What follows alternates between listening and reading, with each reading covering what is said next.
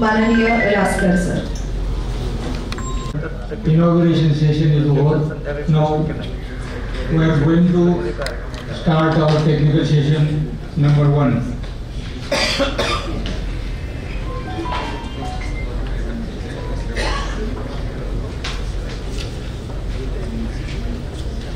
For this session, we are having 2 topics. One is the latest zero liquid discharge methods. In this topic, we can discuss the various aspects of the JLD, and second topic is the CBG opportunities and challenges. For this session, we are having experts, so I will call upon the experts on the dais. I request Dr. S.V. Patil to come on the dais.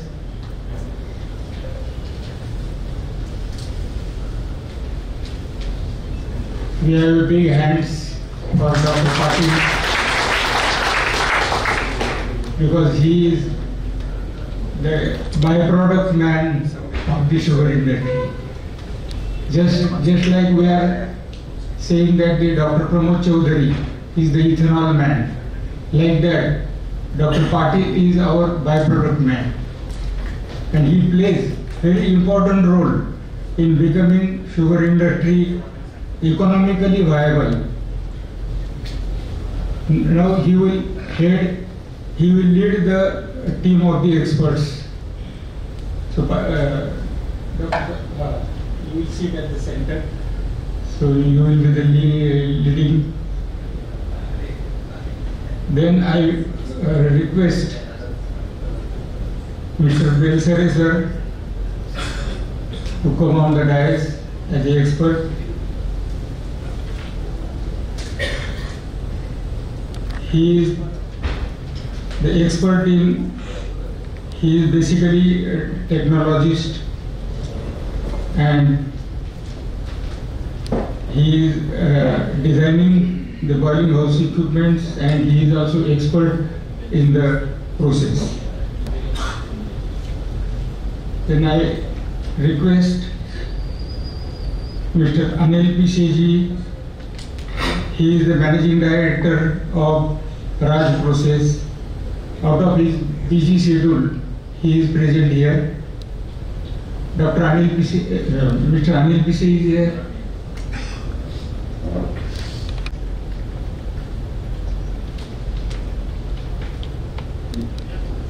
So you are requested to come on the dais.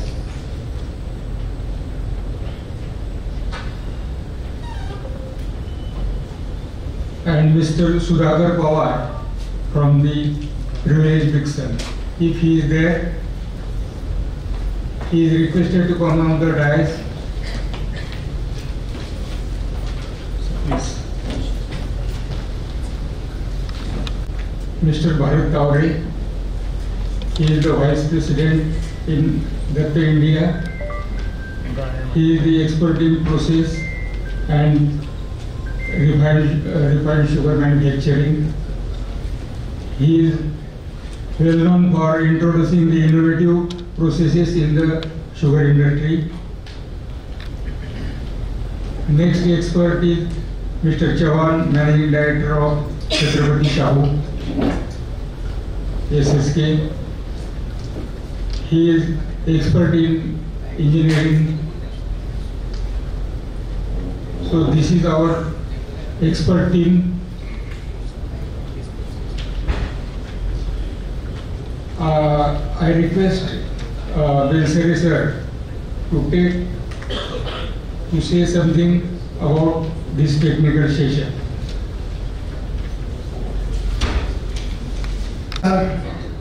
सर्व उपस्थितांना नमस्कार. आता आपण अत्यंत अभ्यासू आणि विद्वत्तापूर्ण मार्गदर्शन आदरणीय प्रकाशना आवाडे साहेब माजी मंत्री यांच्याकडून ऐकलं. तो सूत्र धरूनच की आज बदल फार महत्त्वाचा आहे. रासकर साहेबांनी सांगितलं की बदल फार महत्त्वाचा आहे. मी या इंडस्ट्रीमध्ये 46 वर्ष आता आहे आणि मी अगदी सुरुवातीचा काळ माझा आठवतो, ज्यावेळेस आम्ही फायब्रायझर, TRPF, GRPF हे सगळं मार्केटमध्ये आणलं, त्यावेळेला आम्हाला कुणीही उभं करत नव्हतं. आज काळ बदलला आहे, आज नवीन टेक्नॉलॉजी येते. MVRचं आपण बोलतोय, आपण हायड्रोजनचं बोलतोय, आपण CBGचं बोलतोय. आणि एक सगळ्यात सुखद बदल जो दिसतो मला की आज आपण टेक्नॉलॉजीला ॲक्सेप्ट करायला लागलो आहे. त्या काळामध्ये आम्हाला विचारत होते की भारतात पुढे बसवले फायब्रायझर. आम्ही म्हटलं की बिहारमध्ये मजुरी आला आहे, हो महाराष्ट्रात पुढे, महाराष्ट्रात सैरोनी तिकडे बसवले, धुळ्याला, तिथे नाही आपल्या जिल्ह्यामध्ये कुठे बसवलं आहे. मग जिल्ह्यामध्ये कुठे बसवलं असेल तर ते म्हणते की नाही शेजारच्या फॅक्टरीमध्ये बसवलं का, मग त्यानंतर या इकडे. त्यावेळेला ॲक्सेप्टेबिलिटीची जी हे होती त्याच्यामध्ये तो बदल दिसतोय. आणि प्रत्येक वेळा आम्ही प्लॅटफॉर्मवरती हे ऐकायचो की sugar industry is passing through a very difficult phase. हा म्हणजे एक स्टँडर्ड वाक्य असायचं. ॲक्च्युली त्या वाक्याने आपल्याला हे रिसर्च करण्याकरता बाध्य केलेलं आहे की we are passing through a difficult phase and how we should come out of this. Now there are many things. Sugar is becoming now secondary, but we have to focus on other products and maybe CBG. जे आता आपल्या प्रमुख मोदी साहेबांनी सांगितलं की CBG आणि हे जे आहे हे नवीन तंत्रज्ञान येते. आज भारतीय शुगर जर 50वा वर्ष चालू आहे आणि यांनी शेअर शॉप आतापर्यंत कॉन्फरन्सेस होत होत्या, रिसर्च पेपर पब्लिश होत होते, पण शेअर शॉपमध्ये ॲक्च्युली आपण जे ऐकलंय, जे ज्या कारखान्यामध्ये इम्प्लिमेंट होत आहे, तर ते तज्ञ लोक इथे आहे आणि त्यांचा अनुभव आपण शेअर करणार आहे. तर मला ॲक्च्युली आज हे काम झालं होतं की आजचा टॉपिक काय आहे जे आपण 2 दिवस डिस्कस करणार आहे. तर सगळ्यात पहिलं non conventional use of sugarcane biomass. बेगास्टार शुगर केन बायोमासच्या अलावा आणखीनही बायोमास आपल्याकडे आहे, पण त्याचा आता जो यूज होतोय, मिल्ड्यूडेड प्रोडक्ट तयार होतात, त्याचे ब्रिक्स तयार होतात आणि 2G इथेनॉलचं पण आपण बोलायचं. We are talking about 2G ethanol. आणि विवेक वर्मा साहेबांनी नवीन टेक्नॉलॉजी आणलेली आहे ज्याच्यामध्ये ते पूर्वी जे प्रोड्युसर गॅसचा कॉन्सेप्ट होता तो कॉन्सेप्ट मला वाटतं तो इम्प्लिमेंट करतात की डायरेक्ट गॅसिफिकेशन करतात. Right from bagasse direct gasification and then ethanol convert to ethanol. ह्या सगळ्या चर्चा होतील. त्यानंतर CBG अपॉर्च्युनिटी अँड चॅलेंजेस हा दुसरा टॉपिक आहे. त्यानंतर latest JLD method and carbon neutrality this third topic. Then artificial intelligence. Artificial intelligence actually मला प्रश्न पडतो की हे आर्टिफिशियल का, जेव्हा खरं इंटेलिजन्स अवेलेबल आहे तर आर्टिफिशियल इंटेलिजन्सचा आपण का बोलतो.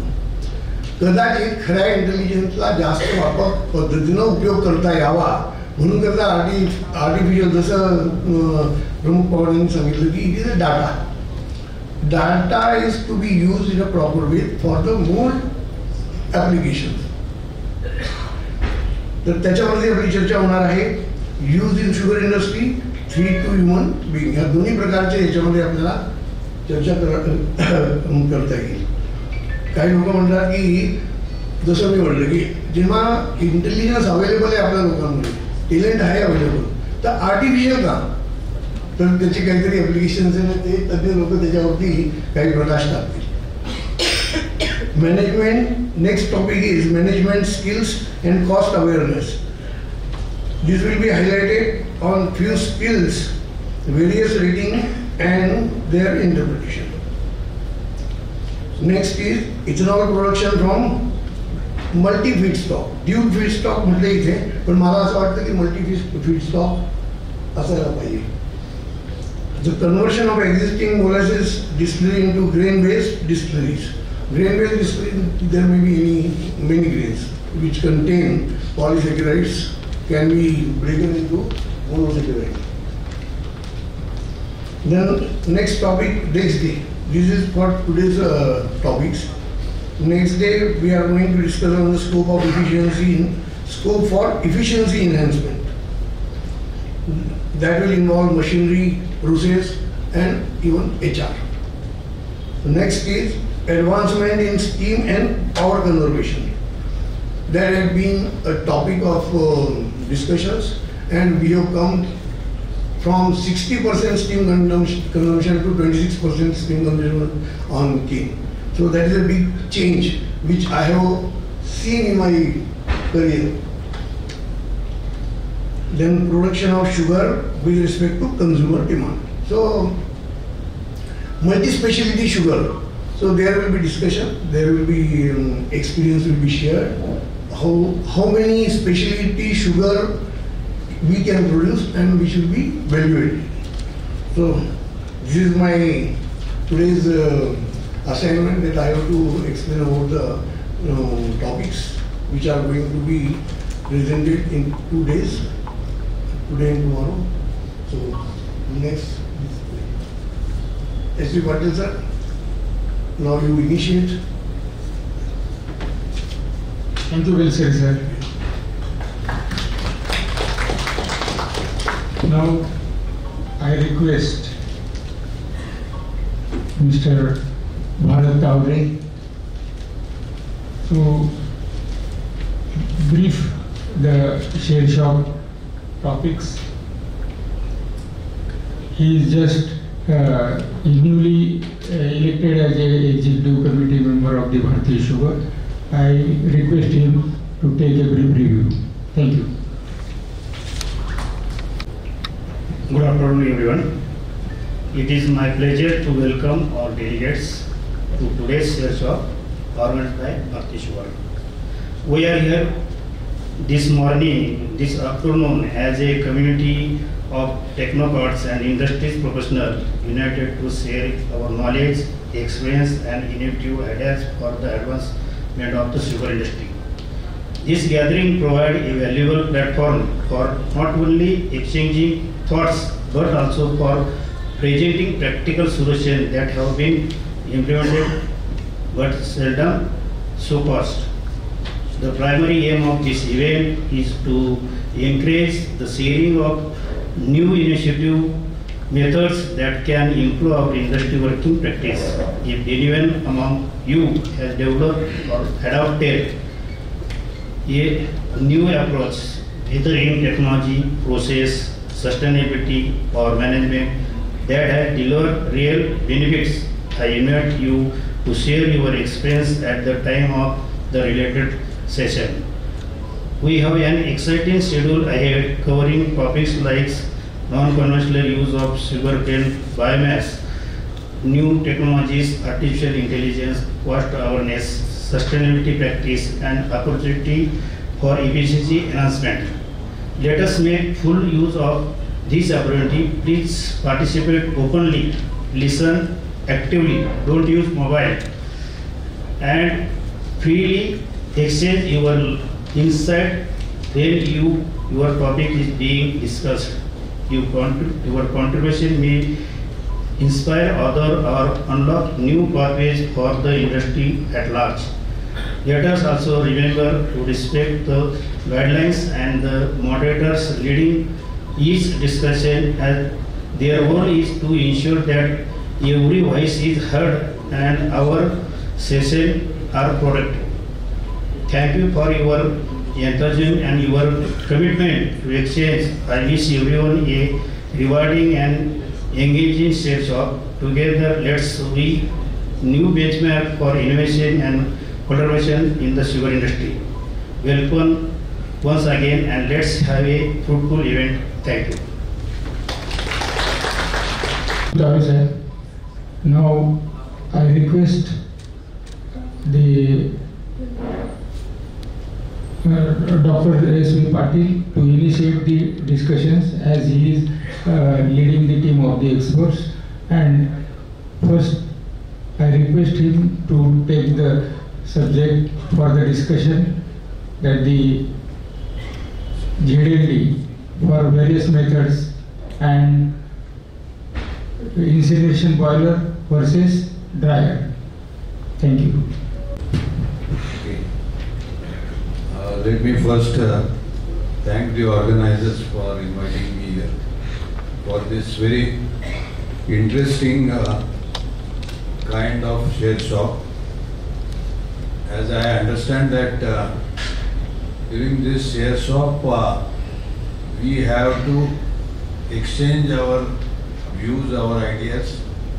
So interaction is very important. So we will initiate the discussion, and then we request you to raise your questions, raise your doubts, so that we can interact with each other and we can find out the solutions also.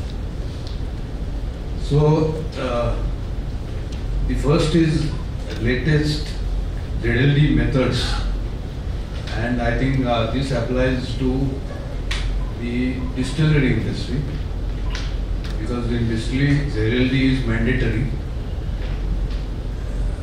आणि जसं रासकर साहेबांनी सांगितलं की in distillery industry आता सध्या आपल्या 2 ZLD methods आहेत. One is incineration and the second is the dryer route. तर याच्यात आपल्याला थोडंसं कंपॅरिझन करायचं आहे. But let me also inform you that apart from this 2 method there is also one more method which is approved by the Ministry of Environment and Forest. It is called as potash recovery. There is one plant installed at Walchand Nagar Industries at Walchand Nagar. It is installed in a district called as Aurangabad district, and it is running for last 4-5 years. And this method is also approved by MOEF, and but apart from this one plant in the last 3-4 years, no other plant has come. But these 3 methods of ZLD are approved by MOEF. So we have to, when we go for the environmental clearance of obtaining the environmental clearance for your proposed distillery project, either of these 3 technologies you have to implement. So as far as incineration is concerned, I think we have more than 100 incineration boilers installed all over the country. And in incineration boiler also there are 2 basic technologies which are installed. So we will discuss that also. And as compared to incineration boiler, we have now the dryer route also. In dryer routes also there are 2-3 technologies which are available, but the most implemented technology is spray dryer. We also had ATFD dryers installed, but unfortunately they have not been very successful in getting the results. So this ATFD dryer, though theoretically it is supposed to be most efficient kind of dryer, it has not worked, and therefore the spray dryer has been quite successful kind of technology in distillery industry. So as far as incineration is concerned, Thermax representative is here. So initially we started with fluidized combustion type of boiler, where coal was used as a fluidizing media, and of course as a fuel. And afterwards what happened is that coal started becoming very costly, and therefore we started searching for other technologies, and then of course traveling rate type of boilers with bagasse as the supporting fuel have come, and even Thermax has also switched over from FBC to, I think, reciprocating kind of boiler. So I invite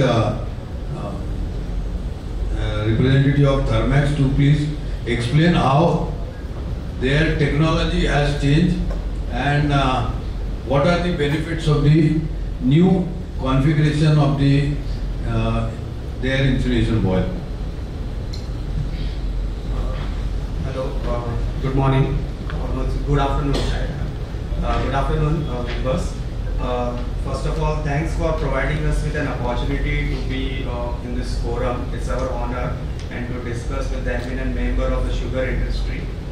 Like as you know, the market scenario of ethanol is also changing, which is making profitability, or say it's like so making sugar industry sustainable and viable. Like as one of our chief guests has already, Mr. Awad Sahab has said, like the crushing days has been reducing. So to make the sugar industry viable, obviously you have to keep it operating over a year or 300 days. So now the multi-feed distillery is also coming as an option. So if we talk about multi-feed distillery, your feeds are going to change. They can be molasses. In molasses also B or C, depending on what government policies are restricting, the policy comes into picture. Right now, government has said, okay, from ethanol, there was a latest news like from ethanol, like from syrup you can go ethanol, but these policies keep on changing, okay? And as an industry, we don't have control over it. So control we can put in our processes, which can make whatever the changes happen, the solution will remain viable. So talking about, like touching on very briefly on the point about first of all dryer versus incineration. So if we talk about multi-feed distillery, so incineration boiler will work out to be a viable option, only when it's capable of firing like various feedstock, like if it's a B, C or syrup. So boiler is designed for that. Even heavy feedstock will not affect it. But when you go on the dryer, first of all, you will. If it's about the dryer duty, as the feedstock changes, it changes. So the economical viability also depends on the duty, like which kind of feedstock you are using. So this is one of the aspects. Secondly, incineration boilers are like energy positive. We say they are generating power as well as steam, which is not in case of dryer, where you will have to put an additional utility for meeting your power and energy demand. So touching upon this main concept, now coming to the incineration boiler aspect, Thermax has, as sir has said, now Thermax has two technologies in AFBC, where you are firing spent wash and RG. Okay, when initially we introduced AFBC boiler, which was with support fuel coal, but later on, as the coal prices increased and the industry was facing the viability issue, so we also innovated in our AFBC technology, where now the support fuel as a coal is very minimal, like up to 8%, 10% coal is required. And our AFBC technology, like up to 80% spent wash, 80 to 85% spent wash, and 15-20% support fuel is required. Now the benefits of this technology is like your incineration is complete 100% spent wash incineration is possible. Whatever you are generating, that will be getting incinerated. Okay. So if spent wash quantity is higher, like as the industry keep on shifting based on the policies. So this is one of the technologies. Second, if you want to totally go out with the coal and only support fuel as a bagasse, so in that case we recommend reciprocating grade as a technology. The reason for being two different technologies in case of bagasse, and because what happened ki grade as the combustor technology, it's not efficient, or it's not more suitable for coal as a fuel. Okay. So our recommendation is always, when there is a coal is a support fuel you have to use, then you have to go with the AFBC technology. And bagasse is a support fuel, then reciprocating it. And secondly, second aspect is also that if you want to run the distillery for continuous 300 days, so rainy season it becomes very difficult for like to, because the conveying of the bagasse and the high moisture of content of the bagasse is so high that it doesn't give self-sustained combustion, so which also affect your combustion of incineration boiler. So spent wash is not completely burned. So in that case, the APC technology offers you a flexibility of like bagasse is not available for firing it on coal. So this is our take on both the technologies, and we as a we have almost 55 to 56 installations in incineration boilers. We are operating nationwide and even some export jobs also.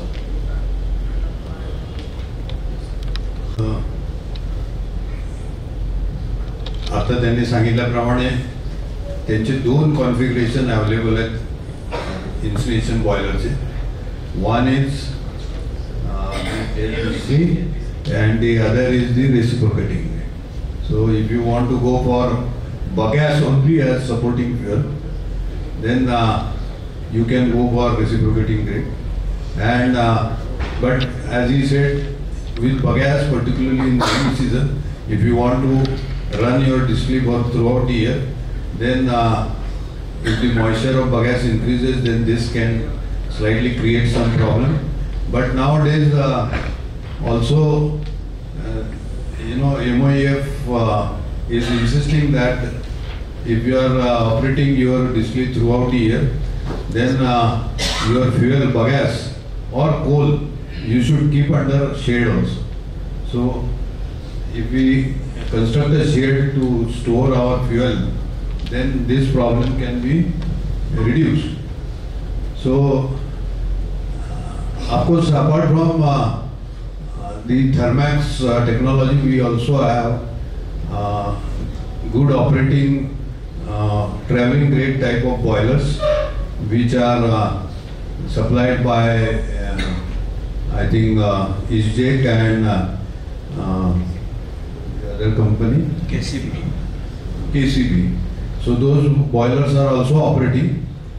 So I think Kumar Sahib was here, but he has just left. He is the person who can inform us or what is his experience, because he has, I think he has the ISJEC boiler or KCB boiler, I don't know. Dalmia? ISJEC boiler. So once he comes back, we will ask him about his expertise. But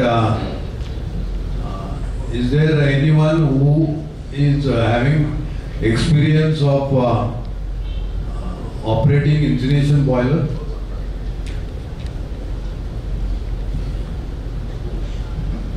Incineration boilers can provide you 100% zero discharge or 100% combustion of the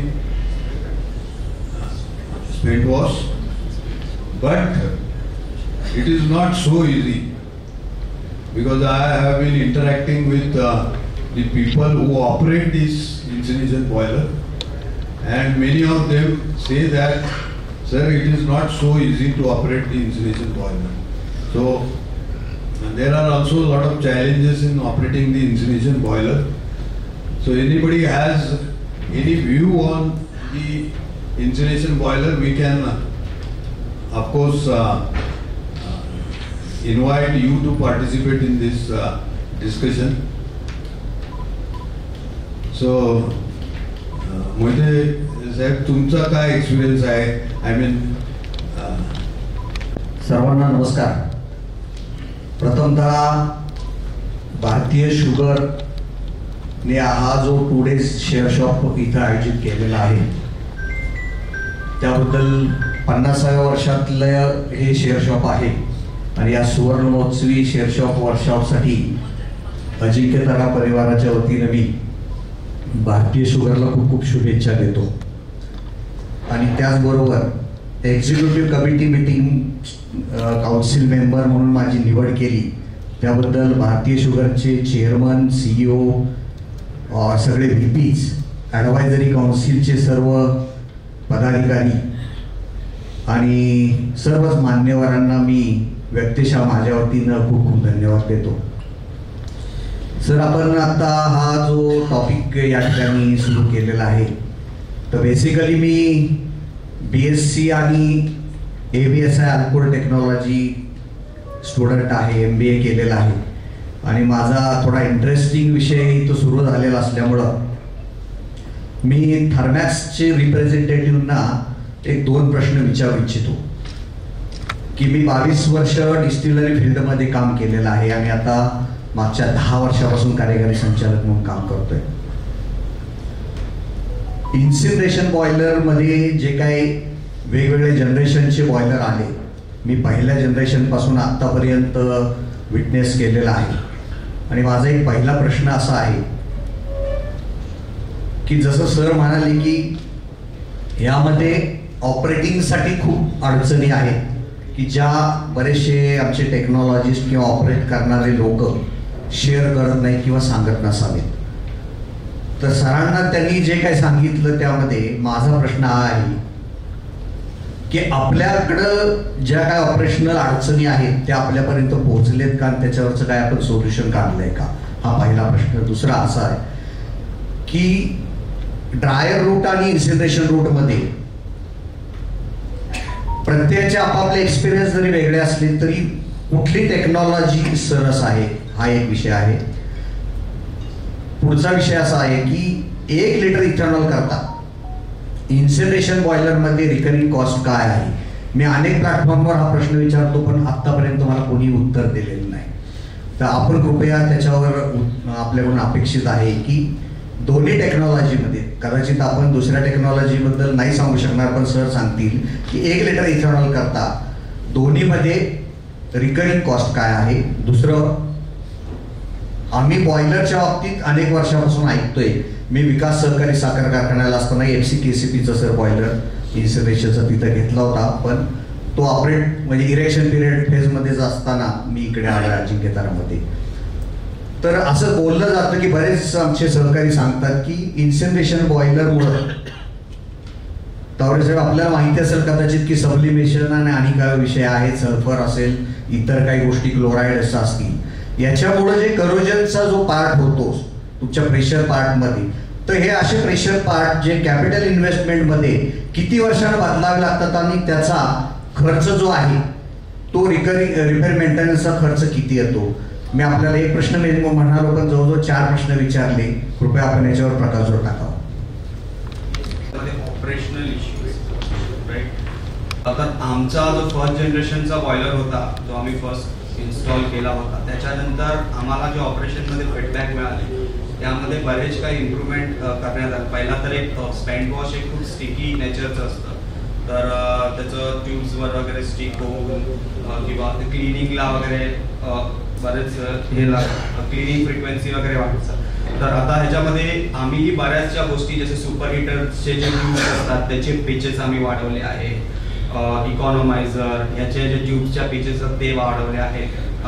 ESP आणि इकॉनॉमायझर wrapping systems introduce केल्या आहेत की ज्यामुळे continuous ते settlement होणार नाही आणि चोकिंगचे issues येणार नाही. That is one of the operational issues हे आहे. दुसरं एक सांगायला वाटतं जे आम्ही APC टेक्नॉलॉजी आम्ही जे देतो त्याच्यामध्ये मिनिमम कोल हे देतो बेड टेम्परेचर कम्प्लीट कंबशन होण्याकरता. ओके, तर जो कोल जो असतो तो एक त्याच्यामध्ये सिलिका मेटल्स असतात, तो एक सेल्फ क्लिनिंग फ्ल्यू गॅसमध्ये एक सेल्फ क्लिनिंग हेही करतो जो प्रेशर पार्टला तुमच्या क्लीन करत जातो. ओके, त्यामुळे तुमचे क्लिनिंग म्हणजे आमचे काही इन्स्टॉलेशन्स असे आहेत जे ऑलमोस्ट 300 डेज चाललेले आहेत स्पेंट वॉश आणि कोलवर. ओके, आणि कधीही बॉयलर करता डिस्टिलरी ऑपरेशनला स्टॉपेज नाही आलं. जेव्हा नॉर्मल डिस्टिलरी ऑपरेशनसाठी जेव्हा हे होतं आपलं क्लिनिंग किंवा डिस्टिलरीमध्ये काही मेंटेनन्स तेव्हा बॉयलर क्लिनिंगमध्ये घेतात. ESPच्या ह्याच्याकरता असं करोजन ॲक्च्युली जे होतं ते काही प्रॅक्टिसेस असे असतात की म्हणजे ESPला म्हणजे पाण्याचे जेट जेवण वगैरे असं क्लीन केलं तर त्यामुळे ते आमचे रेकमेंडेशन नेहमी असतं की ESPची जी क्लिनिंग आहे ती न्यूमॅटिक एअर हाय प्रेशर एअरनी क्लिनिंग व्हावी.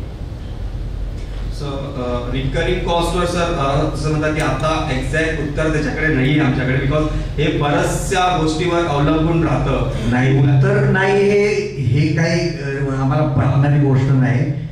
मला हाच अनुभव आलाय की बरेच जण माफ करा पण टाळण्याचा प्रयत्न करतात उत्तर कसं नाही, इतके 50 इन्स्टॉलेशन्स आहेत आपल्याला निश्चितपणे याची रिकरिंग कॉस्ट आतापर्यंत माहिती झालीच पाहिजे ना. कारण तुम्ही जर आमच्याकडे आला तर आम्ही पहिल्यांदा हे विचारणार ना, प्लांट घ्यायचा असेल तर मॅनेजमेंट विचारेल ना आम्हाला की एका लिटरला कॉस्ट किती येते.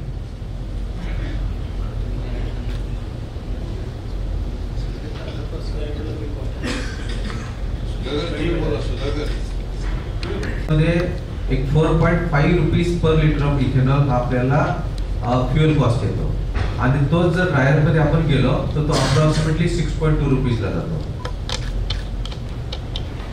त्याची कंपॅरिझन नंतर करू. सध्या आपण फक्त इन्सिनेशनच्या ज्या वेगवेगळ्या टेक्नॉलॉजी त्याच्याबद्दल बोलतोय. ऑफकोर्स ड्रायरचे आपले चव्हाण साहेब आहेत, शेवाळे पण आहेत. आपण तो विषय थोड्या एक 4-5-10 मिनिटांनी चालू करू. पण तुमचा जो प्रश्न आहे की रिकरिंग कॉस्ट, तर ही अगेन डिपेंड्स ऑन की तुम्ही काय क्वालिटीचं स्पेंट वॉश वापरताय. मला तुम्हाला let me inform you that की incineration boilers were design actually for spent wash of C molasses. म्हणजे इनिशियली फक्त सी मॉलिसिसचा स्पेंट वॉश होता आपल्याकडे आणि त्याच्या क्वालिटीवर त्याच्या कॅरेक्टरिस्टिक्सवर इन्सिनेशन बॉयलर डिझाईन झाले. इव्हेंच्युअली आता आपल्या गव्हर्नमेंटने बी मॉलिसिस आणि सिरप वगैरे आपल्याला अलाव केल्यामुळे त्याचं स्पेंट वॉश वेगळ्या क्वालिटीचं यायला लागलं आणि त्यामुळे त्या कॉस्ट बदलत गेले. तर आता तसं बघितलं तर सुधाकरजींनी जे सांगितलं 4.5 रुपये जी फ्युएलची कॉस्ट आहे, याच्यात खूप म्हणजे व्हेरिएशन आहे. हे from supplier point of view ते सांगत असतील, पण आम्हाला असं वाटतं की याच्यात बऱ्यापैकी व्हेरिएशन आहे.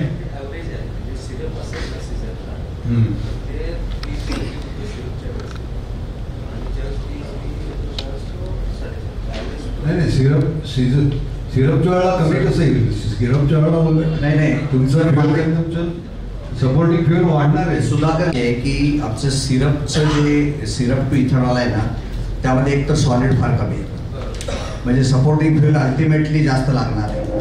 तर त्या केसमध्ये डेफिनेटली कॉस्ट वाढेल ना. 70% म्हणजे 30% स्लोप असेल आणि 70% बगॅस असेल, तर बगॅस जेव्हा सपोर्टिंग फ्युएल वाढेल तेव्हा ultimately per litre of ethanol recurring cost वाढलीच पाहिजे, वाढणार, जास्त होणार. तुम्ही जी सांगितली ती कदाचित सीएव्ही पॉलिसीसला असू शकते. सी पॉलिसीसमध्ये स्पेंट कॉस्ट तेवढा प्रमाणात बघा अजून जास्त. फक्त जनरेशनसाठी जो असतो तो 70% स्टीमसाठी.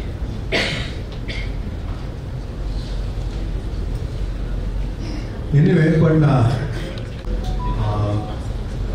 त्यांच्या बॅकएंडला जे इव्हॉपरेशन प्लॅन्ट आहे, त्या इव्हॉपरेशन प्लॅन्टमध्ये तुम्हाला काय कॉन्सन्ट्रेशन अचीव होतं याच्यावर पण डिपेंड असतो. तर हा जरा डेलिब्रेशन किंवा त्या प्रत्येक प्लांटची केस घेऊन एक्झॅक्टली स्ट्रेट फॉरवर्ड तुम्हाला की एवढी होईल असं, बिकॉज सर काय आता कित्येक ठिकाणी असे इन्स्टॉलेशन्स आहेत जिथे काय ट्यूब फेलियरचे इश्यू ते इश्यूज येतात, ते फक्त बबल कॅप जातात किंवा एका ग्रेट पार्ट जातात. मेजर प्रेशर पार्ट होते साहेब, तावरे साहेबांनी इन्स्टिट्यूशनवर काम केलं त्यांच्याकडे किंवा मेजर प्रेशर पार्ट झाले त्याच्यामध्ये काही सुपर इंडक्टेड ट्यूब्स वगैरे हे मेन प्रेशर पार्ट्स आहेत. तर त्याच्यामध्ये काय असे म्हणजे 5-6 वर्षाचे काही इश्यूज नाही किंवा असे इन्स्टॉलेशन्स आहे की ते एका ट्यूबची नाही बदलल्या. तर आता हे बरेचसे ऑपरेटिंग कंडिशन्स असतात. तुम्ही बॉयलर काय लोडवर ऑपरेट करताय त्या पर्टिक्युलर टायमाला, तर it's not a straight forward answer त्याचा नाही आहे. तुम्ही संग्रामसिंह पाटील माझ्याबरोबर होते, अजित कदम साहेब होते. आम्हाला जे प्रॅक्टिकल प्रॉब्लेम आले, इजेक्टचा बॉयलर होता, आम्हाला ESPला जास्त प्रॉब्लेम आले. ESPची पोल्युशन चिमणीमधून जे धूर निघत होता त्यातून व्हाईट पार्टिकल निघून आणि शहराच्या पोरले गावातून पुरायचे, आसोले पोरले गावातून पुरायचे आणि ते सगळं स्ट्राईक करायचे. म्हणजे आमच्या कार्यक्रम मोर्चा घेऊन यायचे, हा आमचं प्रॉब्लेम सॉल्व्ह करा. व्हाईट पार्टिकल जे व्हाईट स्मोक निघतोय, बरोबर आहे सगळ्यांना. हां, व्हाईट पार्टिकलचं ते बाहेर शहराच्या गावात जाऊन पडायचं आणि ते सगळे गावकरी येऊन स्ट्राईक करायचे. आम्हाला ते फार प्रॉब्लेम फेस करावं लागले, बरोबर आहे. अजित करून सगळ्यांना माहिती आहे, सगळ्यांना पाटील साहेबांना माहिती आहे. दुसरं ESP इतका जाम व्हायचा तर त्याला हायड्रोजेट क्लिनिंग करून हे काम करायचं. मला वाटतं 1-2 कामगारसुद्धा तिथं जखमी झालेले ते क्लिनिंग करताना. फुल ESPचं फुल जॅमिंग व्हायचं. प्रत्येक मला वाटतं 40-45 दिवसांना आम्हाला तो स्टॉपेज घ्यावा लागायचा आणि ते क्लिनिंग हायड्रोजेट मशीननं करायला लागायचं. असे प्रॉब्लेम आम्हाला तिथं इजेक्टच्या इन्स्टलेशन बॉयलरवर फेस झालेले आहे आपल्याला. ते आत्तापर्यंत मला वाटतं सुटलेले नाही, ते पेशिंग चालूच आहे. कोल फायर होता पूर्णपणे, बगॅरचं नव्हता. तर बगॅरचं केलं आहे त्यावेळेस पूर्णपणे मी असताना कोल फायर होता पूर्णपणे. आता बगॅरचं त्याला मॉडिफिकेशन केलेलं आहे, प्रॉब्लेम थोडे कमी झाले. त्यामध्ये इम्प्रुव्हमेंट्स केलेले आहेत. आता जे आम्ही ESP देतो आहे, रॅपिंग पॅनल सिस्टम्स वगैरे देतो आहे, ज्यामुळे तुमचं जे स्टिक होऊन राहणार नाही पॅनल्सवर. तर मेनली जे तुम्ही म्हणता सर, हे मेन इश्यूज त्याच्यामुळेच येतात की जस्ट स्टेटवरची जस्ट प्लेटवर ॲक्युमुलेट्स ओव्हर द्या, तर त्याची क्लिनिंग न झाल्यामुळे तसं होतं. पण आता आमच्या टेक्नॉलॉजीमध्ये आम्ही ESP डिव्हाइस प्रॉपर रॅपिंग या डिस्कशनवरून थोडंफार आपल्याला असं दिसून येते की अजून सुद्धा इन्सिनेशन टेक्नॉलॉजीमध्ये थोडे प्रॉब्लेम आहेत, ऑपरेटिंगचे प्रॉब्लेम आहेत, कॉस्ट इकॉनॉमिक्सचे थोडे प्रॉब्लेम आहेत आणि particularly with the changing scenario of using different types of feedstock याच्यात थोडे प्रॉब्लेम आहेत. तर आता मी दुसऱ्या विषयाकडे बोलतो की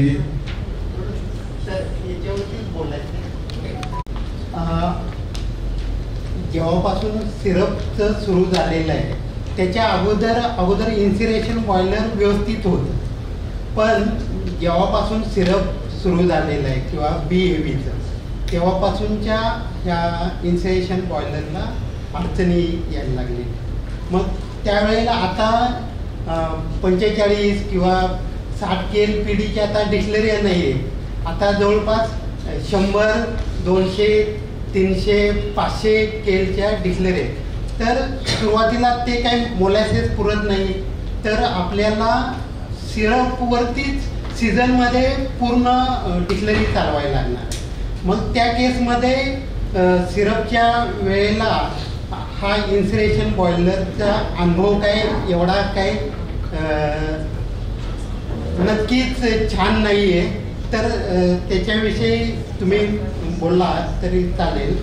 आणि त्या वेळेला आपल्याला मग बी हेवीचं आहे, मग ऑफ सीझनमध्ये आपण बी हेवीला जातोय, तर त्या वेळेला मग त्यात सॉलिड्स कमी होतात. मग त्याच वेळेला आपल्याला काय अडचणी येतात त्या थोड्याशा व्हाव्या. त्याच्याबरोबर आता ड्रायरमध्ये इन्सिरेशन वर्सेस ड्रायर, आता त्यानंतर म्हणजे 2018-19 नंतरच आपल्या सिरपचे केस सुरू झाले. तर त्याच्या अगोदर किती इन्सिरेशन बॉयलर लागले आणि आत्ता एवढ्याच काही इन्सिरेशन बॉयलर लागलेत का, त्याच्याविषयी थोडीशी माहिती हो. किती इन्सिनेशन बॉयलर आले तर म्हणजे माझ्या नॉलेजप्रमाणे ती जी फ्रिक्वेन्सी होती ती कमी डेफिनेटली झाली इन्सिनेशन बॉयलरची. कारण at the same time dryer technology पण इंट्रोड्यूस झाली. ड्रायर टेक्नॉलॉजी फार काही जुनी नाही आहे. तर आणि इनिशियली आपल्याला असं वाटलं की ड्रायरचे आपल्याला चांगले रिझल्ट मिळतील. आणि जेव्हा रासकर साहेबांनी आम्ही डिस्कस केलं की हा विषय आपण ठेवावा का ह्याच्यात डिस्कशनला, आणि त्याच्यात त्यांनी मला असं विचारलं तुमचं काय ओपिनियन आहे. तर माझं अजून तेच ओपिनियन आहे की कुठलीही टेक्नॉलॉजी फार सुपिरियर आहे असं म्हणता येत नाही. ड्रायरमध्ये सुद्धा प्रॉब्लेम आहेत आणि इन्सुलेशनमध्ये सुद्धा प्रॉब्लेम आहे. ऑन पेपर ड्रायरमध्ये टोटल स्टीम कन्झम्पशन कमी दिसतं ऑन पेपर. म्हणजे तुम्ही सगळ्या बॉयलरची लागणारी स्टीम वगैरे सगळं गृहीत धरलं तर कमी दिसतं. ड्रायरमध्ये तुम्हाला बायोगॅसपासून रिटर्न्स मिळतात. समजा त्या बायोगॅस जसं तुम्ही केलं आहे, CBG केलं तर अजून रिटर्न्स वाढतात. ते आपल्याला इन्सुलेशनमध्ये मिळू शकणार नाहीत. पण ड्रायरमध्ये सुद्धा माझ्या अनुभवाप्रमाणे इनिशियली आपल्याला खूप प्रॉब्लेम आले. अजून ते प्रॉब्लेम आपण रिझॉल्व्ह करतो आहोत. तर चव्हाण साहेब जे आहेत त्यांनी पण ड्रायर लावलं आहे. ते आपण त्यांना विचारू की त्यांचा काय अनुभव. नमस्कार. 20 वर्षापूर्वी जेव्हा आपण डिस्टलरी चालवत होतो त्यावेळेला हा इन्सुलेशन बॉयलर किंवा ड्रायर हा काही फारसा विषय नव्हता असं नाही. आपण स्पेंट वॉशपासून मॅक्झिमम सगळ्या डिस्टलरीत कंपोस्टिंग करत होतो. आणि नंतर मग हा ZLDचा विषय झाला. ZLD सुद्धा आपण आता 2 बघूया, एक स्पेंट वॉशचं ZLD, वेस्ट वॉटरचं ZLD. तर स्पेंट वॉशचं ZLDचा जेव्हा विषय आला तेव्हा कारखान्याच्या समोर इन्सुलेशन बॉयलर आणि ड्रायर दोन्ही ऑप्शन होते. मग इन्सुलेशन बॉयलरची कॅपिटल कॉस्ट आणि त्याचा चर्चेचा विषय आहे. दर वर्षाला वापरल्यानंतर येणारा दुरुस्तीचा खर्च किंवा ऑपरेटिंग कॉस्ट हा एका बाजूला होता. आणि ड्रायर आणि ड्रायरच्या संदर्भातला पुढचा विषय देखील होता. तेव्हा सुरुवातीला काही लोकांनी बायोमिथेनेशन प्लांट बसवली आणि बायोमिथेनेशन नंतर बायोमिथेनेटेड जे स्पेंट वॉश होतं त्यावर देखील कंपोस्टिंग हा एक ऑप्शन होता. आणि कंपोस्टिंग बंद करावं असे जेव्हा डायरेक्शन्स आले पोल्युशन कंट्रोल बोर्डाचे, तेव्हा या बायोमिथेनेटेड स्पेंट वॉशचं ड्रायर बसवून पावडर करावी हा एक ऑप्शन समोर आला. आता जेव्हा या डायरेक्शन्स आल्या त्यावेळेला बहुतेक सगळ्या डिस्टलरी CAV-वर चालवत होत्या. आणि ड्रायर आणि बायोमिथेनेशन त्या रूटला व्यवस्थित चालत होते. पण जसं इथेनॉलला आपण सिरप आणि BAV-वर गेलो आणि तिथं जो काही COD BOD मध्ये फरक पडला तेव्हा बायो डायजेस्टरचं ऑपरेशन डिस्टर्ब व्हायला चालू. जेव्हा सिरपवर ड्रायर चालवत होतो त्यावेळेला त्याचं जे बायो डायजेस्टरमधलं आतलं जे मटेरियल आहे ते ॲसिडिक व्हायला चालू झालं. कारण एकतर आपल्या सगळेच प्लांट आहेत ते सल्फिटेशनवाले प्लांट होते आणि तो सिरप जो सल्फायटेड सिरप आहे त्यापासून आपण इथेनॉल करत असताना जे काय स्पेंट वॉश जनरेट होत होतं ते देखील ॲसिडिक असल्यामुळं बायो डायजेस्टरमधली प्रोसेस पूर्ण डेड व्हायची. आणि लोकांना असे अनुभव आले की साधारणतः 2-3 महिन्यानंतर बायो डायजेस्टरमधनं गॅस जनरेशन व्हायचा पूर्णपणे थांबलेला. यावर देखील काही उपाय चालू झाले. काही ठिकाणी बायोडायजेस्टरमध्ये मटेरियल सिरप जो आपण फीड करतो इथेनॉल करत असताना तर तो सल्फिटेशनच्या ऐवजी सल्फरलेस प्रोसेसला जावा असं एक ऑप्शन निघालं. तर कारण पण झालं की काही ठिकाणी गेल्या 2 वर्षात इथेनॉलचे टँकर त्यात असणाऱ्या सल्फर कंटेंटमुळे रिजेक्ट व्हायला देखील काही ठिकाणी चालू झालं. त्यामुळं या सल्फर कंटेंटवर जर कंट्रोल आणायचा असेल तर शुगर फॅक्टरीकडे सल्फरलेस प्रोसेस असावी हा देखील एक चांगला ऑप्शन आला. त्यात लोकांनी इन्व्हेस्टमेंट केली, सल्फरलेस आपले प्लॅन केली. त्यामुळं जो काही सिरपमधनं आपण इथेनॉल करत होतो त्यावरचं जे स्पेंट वॉश जनरेट होत होतं त्यातलं सल्फर कंटेंट कमी झालं. पण तरी देखील आमचा गेल्या वर्षीचा अनुभव असा होता की काही दिवस ड्रायरच्या आधी जेव्हा बायोमिथेनेशन आपण प्रोसेस करतो तर पहिले 40-50 दिवस आधी बायो डायजेस्टर चांगला जातोय, बायोगॅस त्यातनं जनरेट होतोय. आणि त्यानंतर मात्र त्याचा pH कमी होत येऊन ही प्रोसेस पूर्ण थांबते. तर यावर देखील आम्ही बऱ्याच जणांची चर्चा करतोय. तर एक असं एक सोल्युशन त्यातनं निघतं आहे की अलीकडं शुगर फॅक्टरीत जो काही ऊस तोडला जातोय त्यात बऱ्यापैकी आता क्वांटिटी ही हार्वेस्टेड केनची यायला लागली आणि हार्वेस्टेड केन मिल सॅनिटेशन हा थोडासा प्रॉब्लेमॅटिक भाग झालेला आहे आणि त्यामुळं लॅक्टिक ॲसिड जनरेशन हे आपण जो स्पेंट वॉश फीड करतोय त्यामध्ये लॅक्टिक ॲसिडचं प्रमाण वाढतंय आणि ते लॅक्टिक ॲसिडचं जर कंट्रोल करायचं असेल तर आपल्याला मिल सॅनिटेशन पूर्वी जे गरम पाण्यानं करत होतो त्याऐवजी ते हॉट वॉटरनं मिल सॅनिटेशन करायला पाहिजे. मिल सॅनिटेशन केमिकल इफेक्टिव्ह वापरायला पाहिजे, त्या डोस वाढवायला पाहिजे. त्याच्या आधी कधी आपण लॅक्टिक ॲसिड हे प्रोसेसमध्ये कधीच मोजत नव्हतो. यावर्षी आम्हाला ते लॅक्टिक ॲसिड मोजण्यासाठी इक्विपमेंट घ्यायला लागले आणि दर 4 तासाला लॅक्टिक ॲसिड किती आहे हे बघून त्याप्रमाणे कंट्रोल मेजर करून तो स्पेंट वॉश बायोडायजेस्टरला फीड केला तर बायोडायजेस्टर चांगले चालत आहे असा एक अनुभव आहे. आता दोन्ही टेक्नॉलॉजी बघत असताना एका साईडला आपण खर्च बघतो, एका साईडला उत्पन्न पण बघितलं पाहिजे. ड्रायर साईडला जर गेलं तर आपल्याला बायोगॅस आणि बायोसीएनजी हा एक ऑप्शन राहू शकतो आणि बायोमिथेनेटेड स्पेंट वॉश जेव्हा आपण त्यापासून पावडर करतोय तेव्हा ही पावडर विक्रीपासून देखील चांगलं उत्पन्न मिळते. तर ZLD करत असताना कुठली टेक्नॉलॉजी फार चांगली आहे कुठली टेक्नॉलॉजी फार वाईट आहे असं काही नाही आहे. कुणाला कसं त्याच्यापासून फायदे मिळतात आणि कुणाला अडचण येतात त्या कशा कशा आपण दूर करत जातोय ह्याच्यावरच या ZLDचं सक्सेस होईल असं मला वाटतं.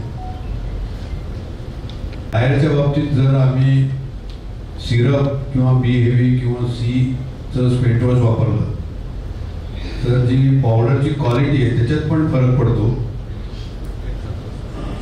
ॲज पर दी गव्हर्नमेंटचे जे नोटिफिकेशन आहे पावडरच्या बाबतीत त्याच्यात आम्हाला मिनिमम 14% पोटॅश पाहिजे. सी मोलॅसिसला आपल्याला चांगलं पोटॅश मिळतं, 18 ते 20% पोटॅश जातं. बी हेवीच्या स्पेंट वॉशला पण येतं 14च्या वर येतं, पण सिरपच्या स्पेंट वॉशचं जे पोटॅश आहे हे 14च्या खालीच येतं, बऱ्यापैकी 7, 8, 9% येतं. त्यामुळे ती powder as potash derived from molasses याच्या अंडर क्वालिफाय होत नाही. हा पण एक थोडासा इश्यू आहे आणि मग ती पावडर विकायची कशी हा पण एक छोटासा प्रॉब्लेम तयार होऊ शकतो. तर याच्या बाबतीत चव्हाण साहेब तुमचा काय अनुभव आहे? त्याला सगळ्यांनी सल्ला असा दिला की 14%च्या जर खाली असेल तर बायो पोटॅश म्हणून नाही तर ऑर्गॅनिक फर्टिलायझर या कॅटेगरीतली पावडर विकावी. म्हणजे जे काही फर्टिलायझर ॲक्टचे जे काही स्पेसिफिकेशन आहे त्याचं जे काही कायद्याची अंमलबजावणी करण्याची अडचण त्या राहणार नाही. ऑर्गॅनिक फर्टिलायझर म्हणून विकलं जातं आणि सिरपचं जेव्हा असेल तेव्हा 10%च्या आत असते आणि जेव्हा सी हेवीचं असतं तेव्हा 18%, 20% एवढं पोटॅश त्यात दिसून येतं. मी ते फेस करताय की नाही माहीत नाही, पण बऱ्याच ठिकाणी त्याचं अटोकंबशन पण त्या पावडरची होण्याची शक्यता आहे, होते आहे बऱ्याच ठिकाणी. तर तो पण इश्यू आपण लक्षात घेतला पाहिजे. तर त्याच्या बाबतीत काय अनुभव आहे शिवाय तुम्ही ऑपरेट केलेला आहे? याचा काही अडचण नाही, पण सेलच्या बाबत अडचणी आहेत. तशाच वासाच्या विषयी थोडंसं कारण आजूबाजूचा परिसर आहे तो परिसर थोडासा वासयुक्त होतोय. कारण ड्रायरमधून पावडर झाली की परत जे पाणी निघते जर बायोमिथेनेशन व्यवस्थित चाललं तरी काही अडचण नाही आहे. पण बायोमिथेनेशन पासूनच परत स्पेंट वॉश आपण कॉन्सन्ट्रेट करतोय आणि ड्रायरमध्ये घेतोय. ते ड्रायरमधून जो वास येतोय तो थोडासा उग्र अमोनियायुक्त असा येतोय. किंवा ड्रायरचं जे कंबशन किंवा चेंबर म्हणून आपण त्याला त्यात देखील ते पेटण्याचं प्रमाण दिसते. आणि ॲसिडिक असलेल्या पावडरचं जरी पावडर फॉर्ममध्ये झालं ना आपण पोत्यात भरून ठेवलं तरी बऱ्याच वेळा स्टोरेजमध्ये आग लागते, अशी उदाहरणं घडलेली आहे, प्रसंग आमच्या बाबतीत घडलेले आहे.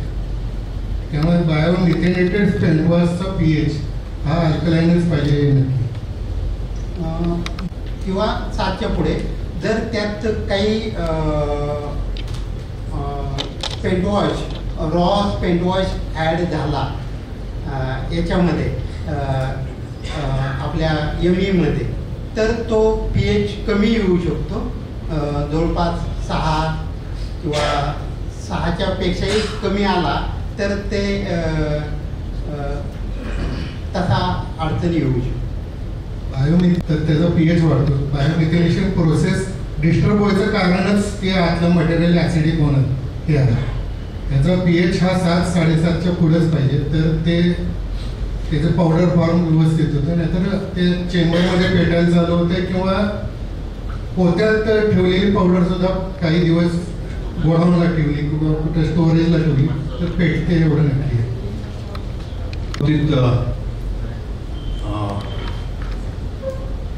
एक सोल्युशन असं आपल्याला दिसून येते की सल्फायटेड सिरप न वापरता समजा आपण डिफिकेटेड सिरप वापरलं तर इव्हन बायोमिथेनेशनला आपल्याला थोडाफार फायदा होतो. आणि इव्हन जी पावडर आहे तिच्यात सुद्धा आपल्याला थोडासा फायदा होतो. तर हा प्रश्न महत्त्वाचा आहे की आपण भविष्यामध्ये जर सिरप वापरायचा असेल, कन्सिडरिंग आपल्याला डाऊनस्ट्रीम एफ्लुएंट ट्रीटमेंट सिस्टीमला काय प्रॉब्लेम येतात, तर आपल्याला डिफिकेशनला शिफ्ट होणं मला वाटतं एक चांगला पर्याय आहे. तर तो जर केला तर आपले बरेचसे प्रॉब्लेम सॉल्व्ह होऊ शकतात ड्रायरच्या बाबतीत. सिरप वापरला तर जवळपास गॅस जनरेशन सुद्धा चांगलं होते. त्याच्याबरोबर आता आपण मिक्स ज्यूस सिरपमध्येच काही हे केलं तर पाण्याची पण आवश्यकता नाही आहे आणि त्या ह्याच्यातून गॅससुद्धा वाढतो. म्हणजे मिक्स ज्यूस जवळपास 30-35% वापरला आणि जवळपास 35 ते सिरप मिक्स ज्यूसने डायल्यूट करायचं. हां येस, हे बऱ्याच ठिकाणी केलेलं आहे. इन्सिनेशनच्या बाबतीत किंवा ड्रायरच्या बाबतीत काही प्रश्न असतील किंवा डाऊट्स असतील, मला वाटतं आता म्हसोडे तुम्ही आत्ताच आले ना, म्हसोडेकडे फार जुना इन्सिनेशन बॉयलर आहे. जुना किती वर्ष झाली असतील तुमची? 10 वर्ष. डिफिकेटेड होतं नाही सर, सिंगल सल्फायड सिरप होता सर. आता आम्ही 2024-25 मध्ये 1,20,00,000चं टेंडर सिरपचं भरलं होतं. त्या केसमध्ये आम्हाला 1 कोटी लिटर इथेनॉल मंजूर झालं गव्हर्नमेंटनं आणि आम्ही ते जवळजवळ 98 lakh litre ethanol syrup to ethanol आम्ही सप्लाय केलं विदाउट एनी स्टॉपेज आणि आम्हाला रिकव्हरी खूप चांगली मिळाली. पर लिटर ऑफ म्हणजे केन ऑन हे जवळजवळ 82.92 लिटर पर टन ऑन केन मिळालेले आम्हाला इथेनॉल रिकव्हरी. फक्त आम्हाला फर्मेंटेशनला कोणत्याही प्रकारची अडचण नाही आली आणि जे काय हाय pH लो pH मुळे जे काय इश्यू होतात मेटल करोजन किंवा इक्विपमेंट करोजन त्या बाबतीमध्ये आम्ही काळजी घेतली आमच्या डिस्टिलेशन आणि इथेनॉल सेक्शन मध्ये. परंतु आम्ही सिंगल सल्फायड सिरप घेतला सर की ज्याचा pH हा 6.8 to 7 राहत होता. पण आम्हाला कुठल्याही प्रकारची अडचण नाही आली. आम्ही फर्मेंटेशन डिस्टिलेशन आणि इथेनॉल सेक्शन खूप चांगल्या प्रकारे ऑपरेट केले.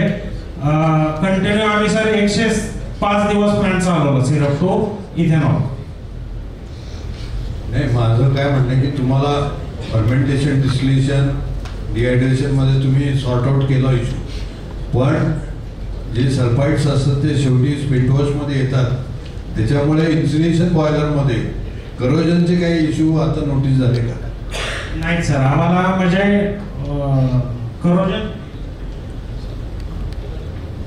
बबल कॅपला करोजन ऑब्झर्व झालं. आता आम्ही 105 दिवस इन्सरेशन बॉयलर सिरप रूटला चालवला, तर बबल कॅपचं करोजन जे आम्हाला बी हेवी मध्ये आढळलं नव्हतं, परंतु सिरप रूटला आढळलं.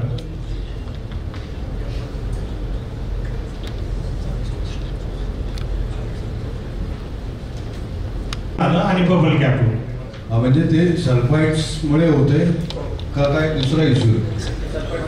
सल्फाइड्स म्हणजे परत आपण या कन्क्लुजनला येऊ शकतो की याच्याशी रिलेटेड दुसरा इश्यू की आपण व्हाईट शुगर करायची का रॉ शुगर करायची, हा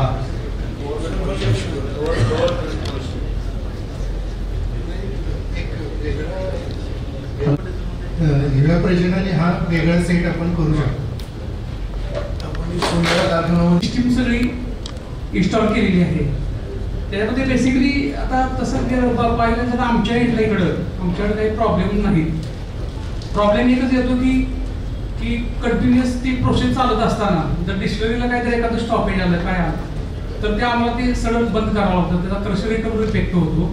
दुसरी एक गोष्ट काय जर प्रेशर फ्लक्च्युएशन झालं, ज्यूस फ्लक्च्युएशन झालं तर सिरपचा ब्रिक्स आहे हा कमी जास्त होतो. मग ते त्यांच्याकडे जर सिरपचा ब्रिक्स कमी झाला तर त्याला तिकडे ओव्हरलोड होतो. बाकी फर्मेंटेशन वगैरे मी त्यांना बऱ्याच वेळा फीडबॅक सुद्धा विचारलेला आहे की तिकडं फर्मेंटेशनला काय प्रॉब्लेम होतो नाही, तिकडं फर्मेंटेशनला प्रॉब्लेम काही येत नाही किंवा जे करोजन प्रॉब्लेम्स आहेत ते बी मिनिमाइज झालेले आहेत त्यांचे. अजून एक यील्ड बी त्यांचं वाढलेलं आहे. 1.5 लिटरनं त्याचं यील्ड बी वाढलेलं आहे डिस्टिलरीचं. तर डेप्युटेड सिस्टीम तसं बघायला गेलं तर आता जर नवीन ह्याच्यामध्ये जर आपण केलं तर मी ह्याच्यावर ऑलरेडी ह्याच्या अगोदर सिंगल सल्फाइडचे ह्याच्यावर मी काम केलेलं आहे. तर ते डेप्युटेड सिस्टीम चांगली आहे.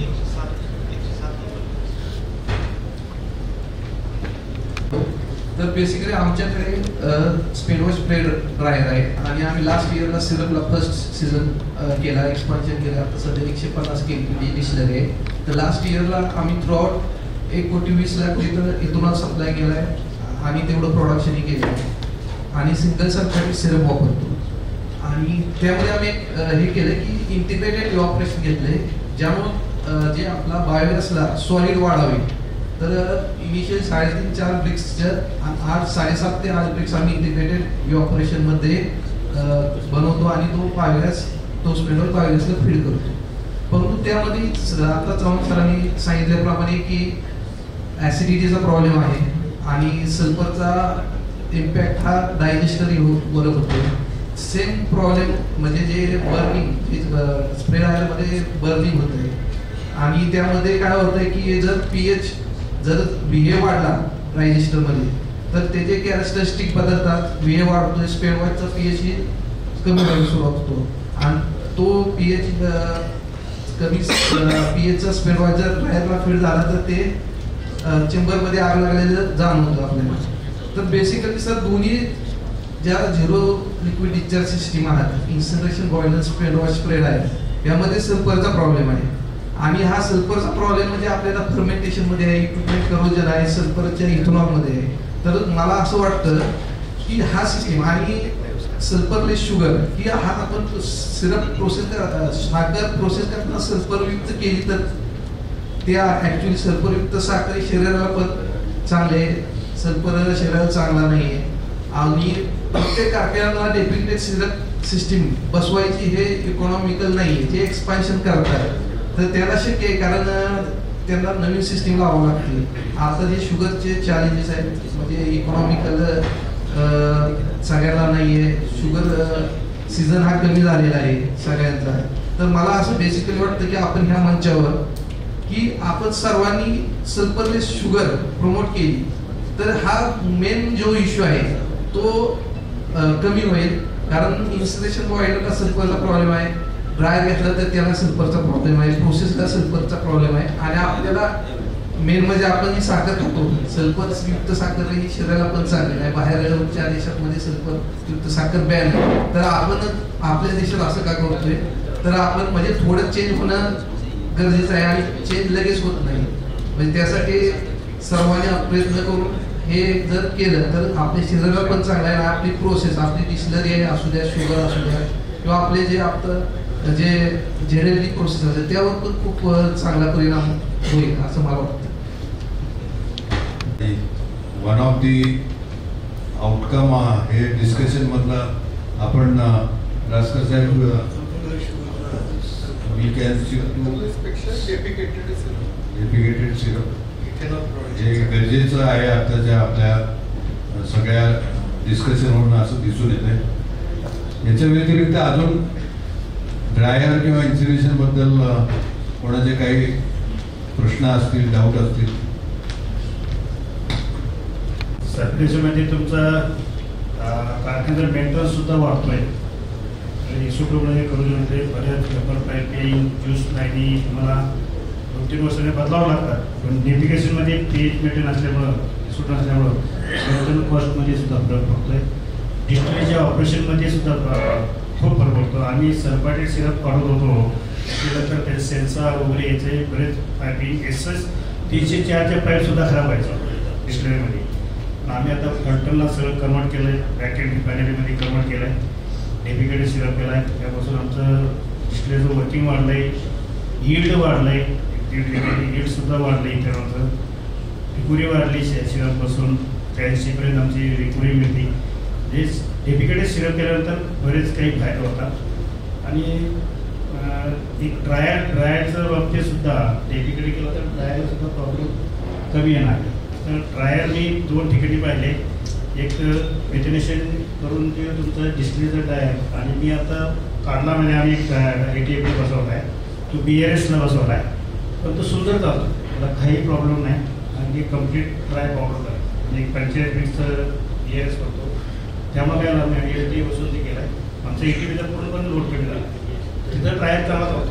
पण आपलं डिस्टिलरीचं जे स्पेट असेल बायोमेट्रिक करून तिथं मात्र ड्रायरला प्रॉब्लेम. हे आमचं प्रॅक्टिकल एक्सपिरियन्स. आम्ही आता जस्ट आम्ही कमिशनिंग करतो आहे इन्स्युलेशन बॉयलर फल्टरला. झालं आहे त्याचं बॉयलरचं हे करायचं ट्रायल झालं आहे. ते टेरेसचा थ्रू तयार केलेलं आहे. असं स्टँडर्ड कंपनीने घेतली. आम्ही आमची तयार केलेली टेरेसला कंपनी आहे, हे त्यामार्फत ते तयार केलं आहे. आता सर्व झालं आहे. कमिशनिंग आम्ही थोड्याच दिवसात कंप्लीट केलं. तर आम्हाला काय काय प्रॉब्लेम येतात ते आम्हाला कळत.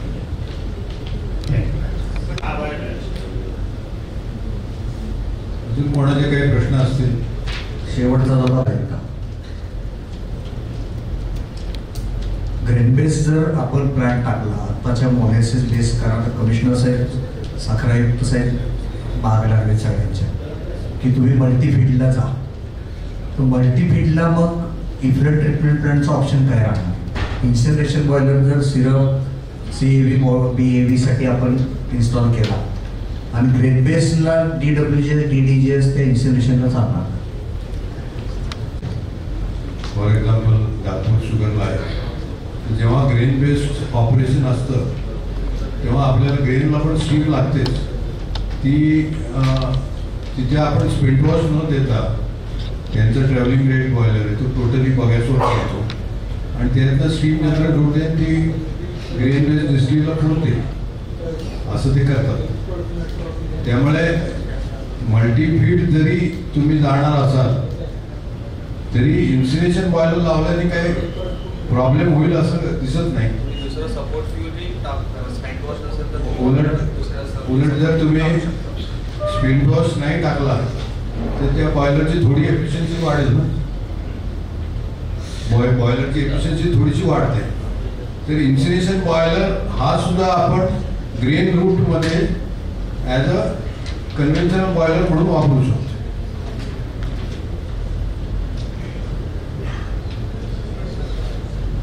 मला वाटतं आपलं बराच वेळ गेलाय, तर आपण पुढच्या टॉपिककडे जाऊ की झिरो लिक्विड डिस्चार्जमध्ये नुसता speed wash zero liquid discharge नाही, पण इतर अदर नॉन प्रोसेस इफ्लुएंट्स आहेत, जसं कंडेन्सेट आहे किंवा बाकीचे cooling tower blow down water आहे, याला सुद्धा आपल्याला झिरो डिस्चार्ज करायचं आहे.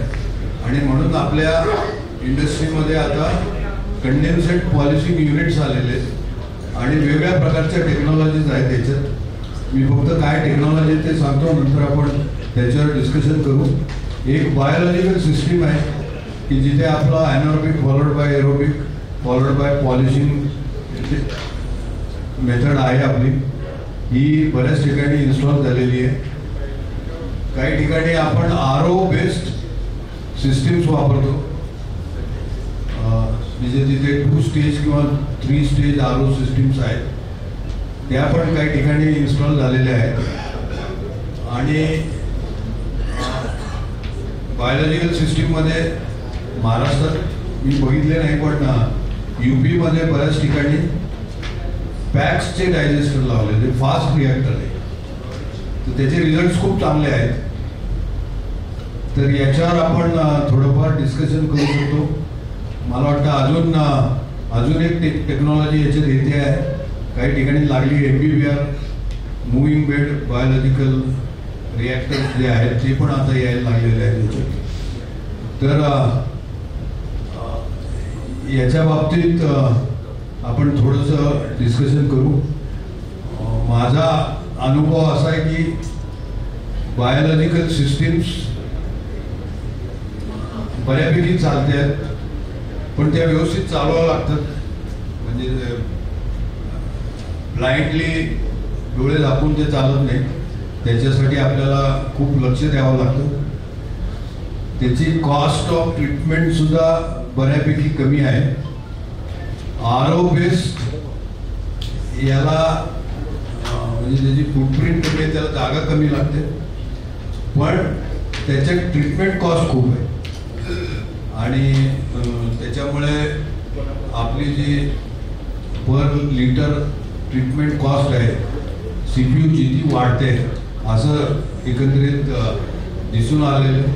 MBBR टेक्नॉलॉजी नवीन आहे, ती त्याचे रिझल्ट तो पण एक खूप चांगला काइंड ऑफ रिॲक्टर आहे, पण त्याचे रिझल्ट यायला थोडा वेळ लागेल.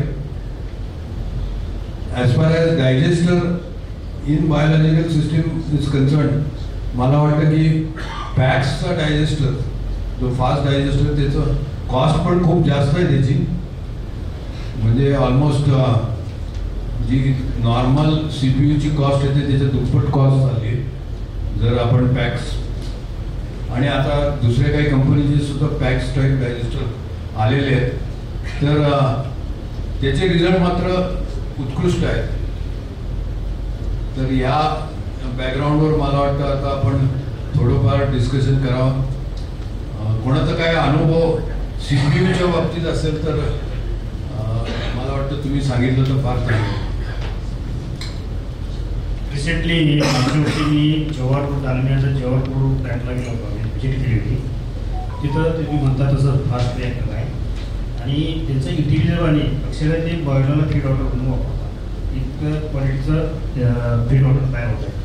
सध्या चालू आहे त्यांचं सगळ्यात चांगलं आणि एकदम सुंदर ETP आहे. पाणी एकदम क्लिअर येत आहे, क्लिअर पाणी ते बॉयलर फीड ऑर्डरला वापरतात. ती टेक्नॉलॉजी जवाहरपूर दालमिया जवाहरपूर चांगली टेक्नॉलॉजी आहे आणि तुम्ही जवळ पाहू शकता. एकदम सुंदर टेक्नॉलॉजी आहे. एरिया पाहिला तुम्ही ETP म्हणून वाटणारच नाही, इतकं सुंदर फुल झाडांना सगळं सजवलेलं आहे आणि वॉटर क्वालिटी सुद्धा चांगली आहे आणि ती बॉयलरला डायरेक्ट वापरते. त्याची कॉस्ट जास्त, कॉस्ट विचारावं लागेल मी सांगतो. कॉस्ट जास्त दालमियाला आहे, नागपूरला आहे, रॅडिकोला आहे, बऱ्याच ठिकाणी ती लावलेली आहे. तर मला वाटतं सोनिराला आपल्याकडे सोनिरा किंवा क्रांतीला कन्व्हेन्शनल बायोलॉजिकल सिस्टीम आहे, त्यांचा काय अनुभव आहे काय सांगता येईल का?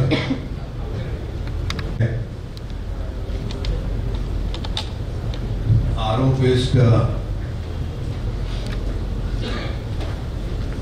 based CPU treatment system. RO based system आहे का नाही? मालिका शुगर्समध्ये आहे. त्याच्यामध्ये प्रॉब्लेम एक आहे की आपण म्हणतात जसं कॉस्ट, त्याच्यात कॉस्टिक लाईट कॉस्ट आहे ती खूप जास्त आहे, किंवा स्पेअर्स वगैरे आहे का नाही ते आरओचे स्पेअर्स किंवा हे असतील मेम्ब्रेन्स असतील त्याची खूप कॉस्ट जास्त येते. पण सिस्टीम फुल प्रूफ आहे. बायोलॉजिकलमध्ये काय होते, जे जसं यांचे इव्हॅपोरेशनमध्ये का नाही जे कंडिशन निघते ते ॲसिडिक नेचरचे राहते. ते ॲसिडिक नेचरचं राहिल्यामुळे सीपीयूचं वर्किंग डिस्टर्ब होण्याची शक्यता जास्त आहे. एनारोबिक डिस्टर्ब होण्याची शक्यता जास्त आहे. डिस्टर्ब होण्याची जास्त. बरोबर आहे. आरओ सिस्टीम ही फिजिकल सिस्टीम आहे, फिजिकल सेपरेशन आहे, त्यामुळे त्याच्यावर एवढा परिणाम होणार नाही.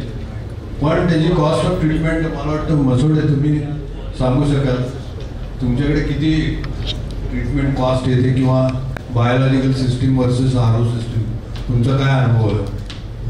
पासून आपण आरओ बेस्ड ट्रीटमेंट प्रोसेस कंडेन्सेटला वापरतो. त्या केसमध्ये आम्हाला सुरुवातीला पहिल्या वर्षी मेम्ब्रेन डॅमेजचा प्रॉब्लेम आम्ही फेस केला.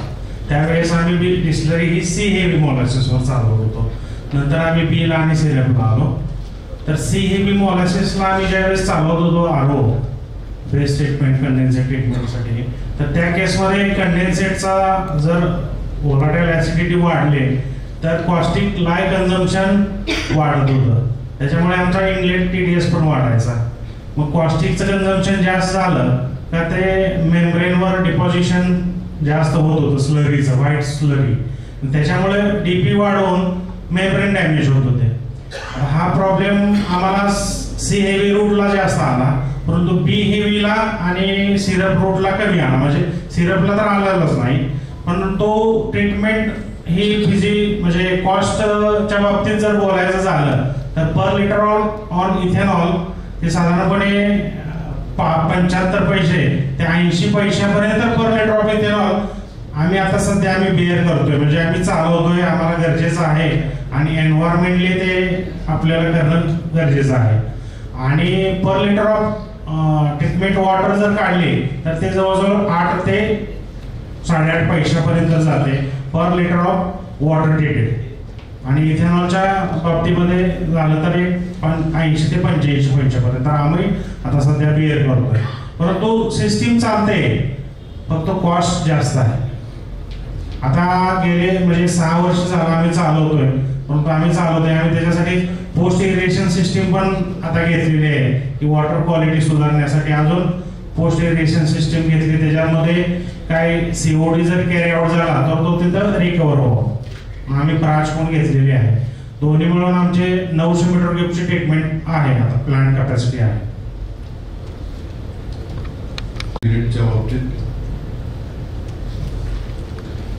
बेसिकली PCTP हा आम्ही इंटिग्रेटेड इव्हॅपोरेशनच्या निघणाऱ्या कंडेन्सेटसाठी वापरतो. त्यामध्ये डिझाईन असं आहे की ब्रिक्स सिरप केसमध्ये आम्ही ब्रिक्स 4 ते 8 करतो. म्हणजे त्याला तिथं काही हे नाही आहे, म्हणजे स्टीम ॲप्लिकेशन नाही आहे. तर त्या कंडिशनमध्ये प्रोसेस कंडेन्सेट चा वेळ जास्त नसतो आणि तिथं कॉस्टिंग आम्हाला म्हणजे 600 क्यूबचा आरओ बेस्ड PCTP आहे. तर तिथं साधारण एक 20 ते 25 पैसे आम्हाला पर लिटर ऑफ कॉस्ट येते. कारण caustic consumption 200 kilo per day फक्त कॉस्टिंग लायचं. आणि त्यानंतर जे आफ्टर बायोमेथिनेशन जे इव्हॅपोरेशन आहे तर त्याकरता बायोलॉजिकल CPU आहे. आणि त्यामध्ये आपण एक चॅलेंजिंगमध्ये अमोनियाचा एक विषय येतो. तिथं बायोलॉजिकल CPUचा pH मेंटेन करण्यासाठी अमोनिया जास्त असला तर तो तिथं लाईटचं कन्झम्पशन वाढते. आणि दुसरं म्हणजे स्टेबल बायोलॉजिकल CPU हा स्टेबल होण्यास खूप वेळ लागतो. आणि ते पण आपण फर्मेंटेशनला जास्त वापरू शकत नाही, त्या कुलिंग टॉवरला वापरतो. आणि जो इंटिग्रेटेड इव्हॅपोरेशनचं जे कंडेन्सर निघतं तो PCTP द्वारे ट्रीटमेंट करून ते 100% आपण फर्मेंटेशनला वापर करतो. तर असं दोन्ही कॉस्टमध्ये डिफरन्स म्हणजे दोन्ही प्लॅनमध्ये डिफरन्स बघायचा गेला तर फुल प्रूफ हे PCTPच आहे. आणि बायोलॉजिकलला मॉनिटरिंग खूप द्यावं लागतं, सेन्सिटिव्ह प्रोसेस आहे आणि स्टेबलाइजला थोडा जास्त वेळ लागतो. की याच्यामध्ये बेसिकली 3-4 वेगवेगळ्या सिस्टीम्स अवेलेबल आहेत आणि डिपेंडिंग ऑन तुम्ही कंडेन्सेट कुठल्या स्पेंट वॉशपासून करणार आहात हे पण आपण गृहीत धरून त्या सिस्टीम आपण सिलेक्ट केल्या पाहिजे. माझा अनुभव इफेक्टिव्ह आहे खूप चांगल्या क्वालिटीचं पाणी मिळतं आणि पाण्याची पर्सेंटेज रिकव्हरी पण खूप हाय आहे. तर मला वाटतं एवढ्यावर आपण आज आपला वेळ भरपूर गेलेला आहे. तर रासकर साहेब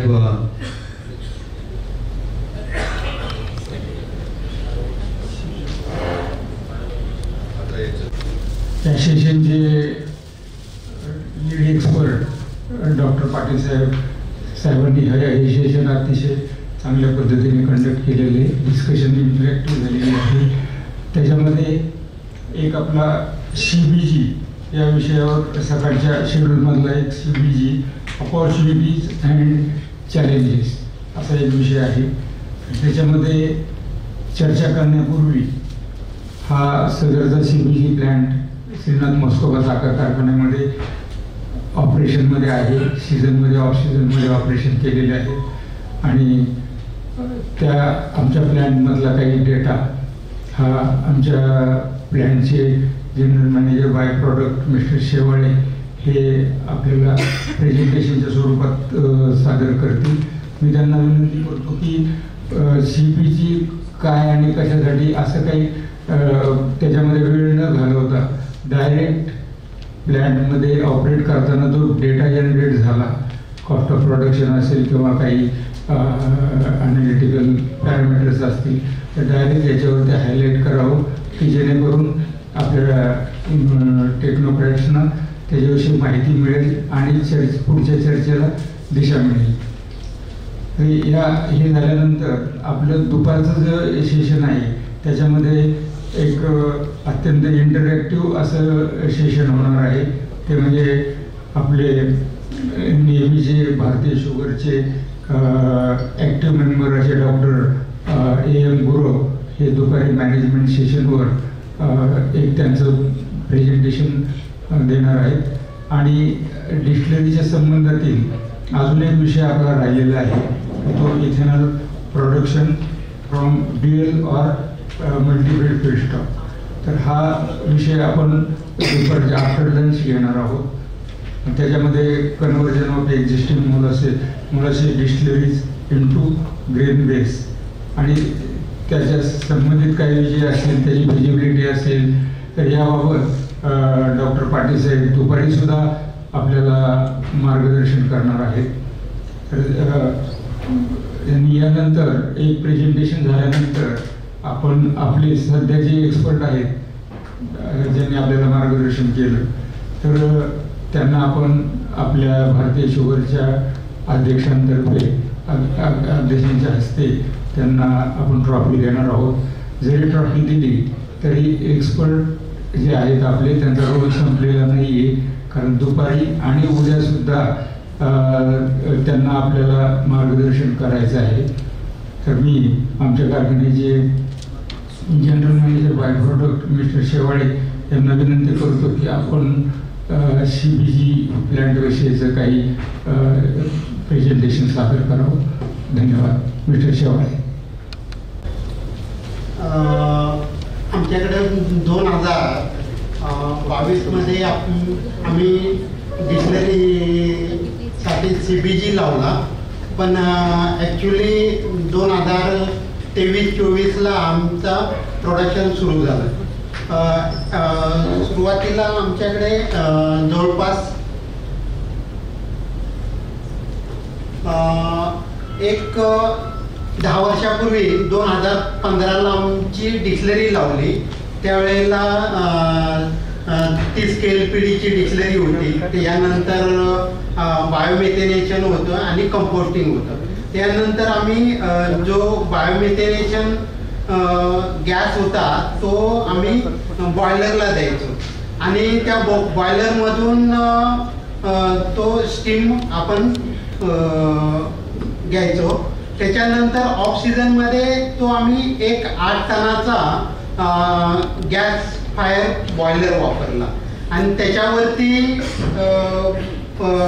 ऑफ सीझनमध्ये चालू स्टीम घ्यायचो. त्यानंतर आम्ही 2022 प्राईजतर्फे प्युरिफिकेशन सिस्टीम लावली आणि त्या प्युरिफिकेशनमध्ये सल्फर काढायसाठी केमिकल टेक्नॉलॉजी वापरल्या आणि त्याच्यासाठी CO2 साठी वॉटर स्क्रबिंग आहे आणि त्या वॉटर स्क्रबिंगमधून जो CO2 कुलिंग आपला जवळपास आपण कुलिंग वॉटर कूलर आपण वापरतोय, चिल्ड वॉटर वापरून तो आपण हे करतोय, CO2 रिमूव्ह करतोय. याच्यासाठी जवळपास आपण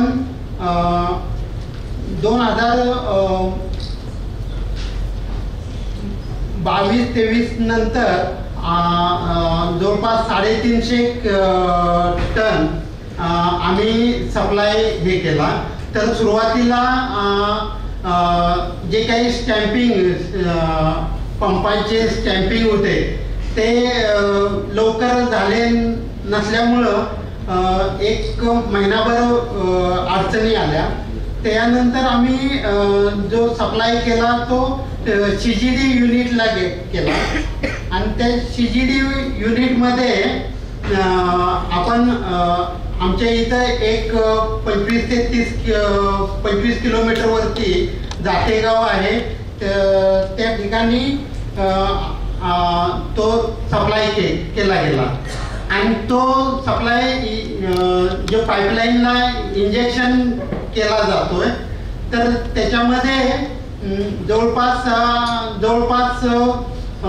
4 ते 5 ton continue supply per day होतोय. पण गॅस जो पंपावरती आहे तिथं सेल होताना किती सेल होतोय त्याच्यावरती अवलंबून आहे. पण ज्या वेळेला शनिवार रविवार असतो त्यावेळेला सेल भरपूर होतो किंवा काही सुट्ट्या आल्या तर सेल होतात. पण इतर वेळेला सेलच्या वेळेला मंगळवार ते शुक्रवार त्या ह्याच्यात सेल कमी होतो. आता आपण ऑपरेशन मध्ये प्लांट मध्ये हे करताना इनिशियली जे काही चिलर आहे म्हणजे ऑक्सिजन मेंटेनन्स हा महत्वाचा आहे, कारण त्याच्यामध्ये कॉम्प्रेसर आणि चिलर हेच महत्वाचे पार्ट आहे. त्याच्यामध्ये सल्फरमुळं बरेचसे प्रॉब्लेम येतात, कारण सल्फर वाढला बायोडायजेशन मध्ये तर इकडं केमिकल स्क्रबिंग मध्ये कॉन्सन्ट्रेशन वाढवायला लागते, मग तिथं केमिकल कन्झम्पशन जास्तीच होत आहे. त्याच्याबरोबर केमिकल कन्झम्पशन वाढलं की पुढे आपल्याला कॉस्टिंग जास्तीच येत आहे. त्याच्याबरोबर आपल्याला सप्लाय करताना चिलर हा महत्वाचा आहे, कारण तो चिलरमध्ये आपण थंड पाणी घेतोय त्याच्यामध्ये सल्फर आला तर काही प्रॉब्लेम्स येतात. तसंच फिल्टर प्रेस आहे, फिल्टर प्रेसचं क्लिनिंग आपल्याला बरंच करायला लागतंय. जो सल्फर निघतोय तो आपण बायोकॉम्पोस्टिंग मध्ये मिक्सिंग करतोय. त्याच्याबरोबर आता आपण जो काही सल्फर निघतोय त्याची पावडरही बनवून आपण शेतकऱ्यांना सल्फर म्हणून देऊ शकतो. तसंच आता जकरायाने असंच एक सल्फर म्हणून ते बर्नरमध्ये पण बर्निंगसाठी यूज केलेलं आहे, असा त्यांचा अनुभव होता.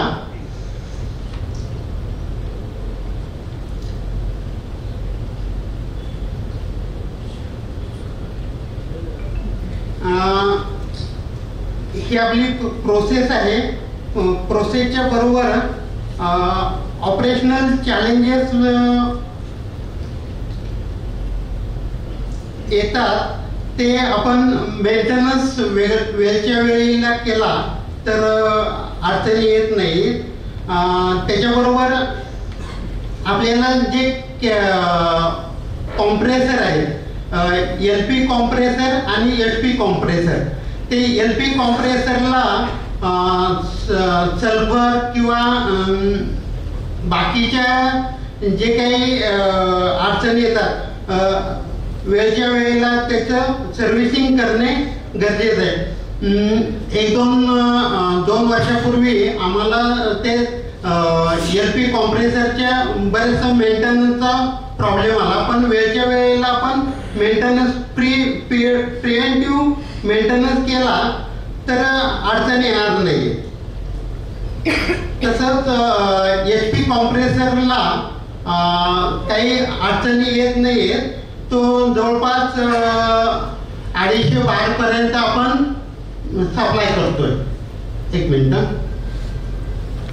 कॅस्केट्स वगैरे लागतात, तर सुरुवातीला कॅस्केट्स आमचे 4500 वॉटर लिटरचे कॅपॅसिटीचे होते, तर त्याच्यामध्ये जवळपास 700 ते 800 किलोच CBG ट्रान्सपोर्ट व्हायचा. पण आम्ही काही भाड्याचे लाईट हेवी म्हणजे हे घेतले टाईप 3चे, आणि त्याच्यामधून 1200 ते 1300 किलो ट्रान्सपोर्ट व्हायचा, आणि तो इकॉनॉमिकली ट्रान्सपोर्टेशनला परवडतोय.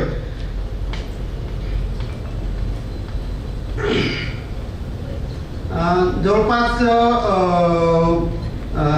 5 TPDला सर्वसाधारण एक 6 कॅस्केट्सची गरज आहे. जसा आपला कंटिन्यू चालेल त्या हिशोबाने आपल्याला तो त्याची रिक्वायरमेंट लागेल. जवळपास आता आमचं मिथेन आहे, म्हणजे प्युरिफिकेशन झाल्यानंतर जवळपास 98% मिथेन येतोय. जवळपास आपल्याला 95%च्या पुढं पाहिजे. मॉइश्चर लेस दॅन 5 आहे, तर ते जवळपास 1 पेक्षाही कमी आहे. सल्फर आहे ते 20 ppm पेक्षाही कमी पाहिजे, तर आम्ही 1 ते 2 याच्यातच येते. CO2 आहे तो ऑक्सिजन आहे तो 0.5 पाहिजे, तर तो ऑक्सिजन निग्लिजिबल असल्यासारखाच आहे. जो CO2 पाहिजे तो 4 पेक्षाही कमी पाहिजे, तो 2 ते 3% पेक्षाही कमी येतोय. आणि जर आपण याचं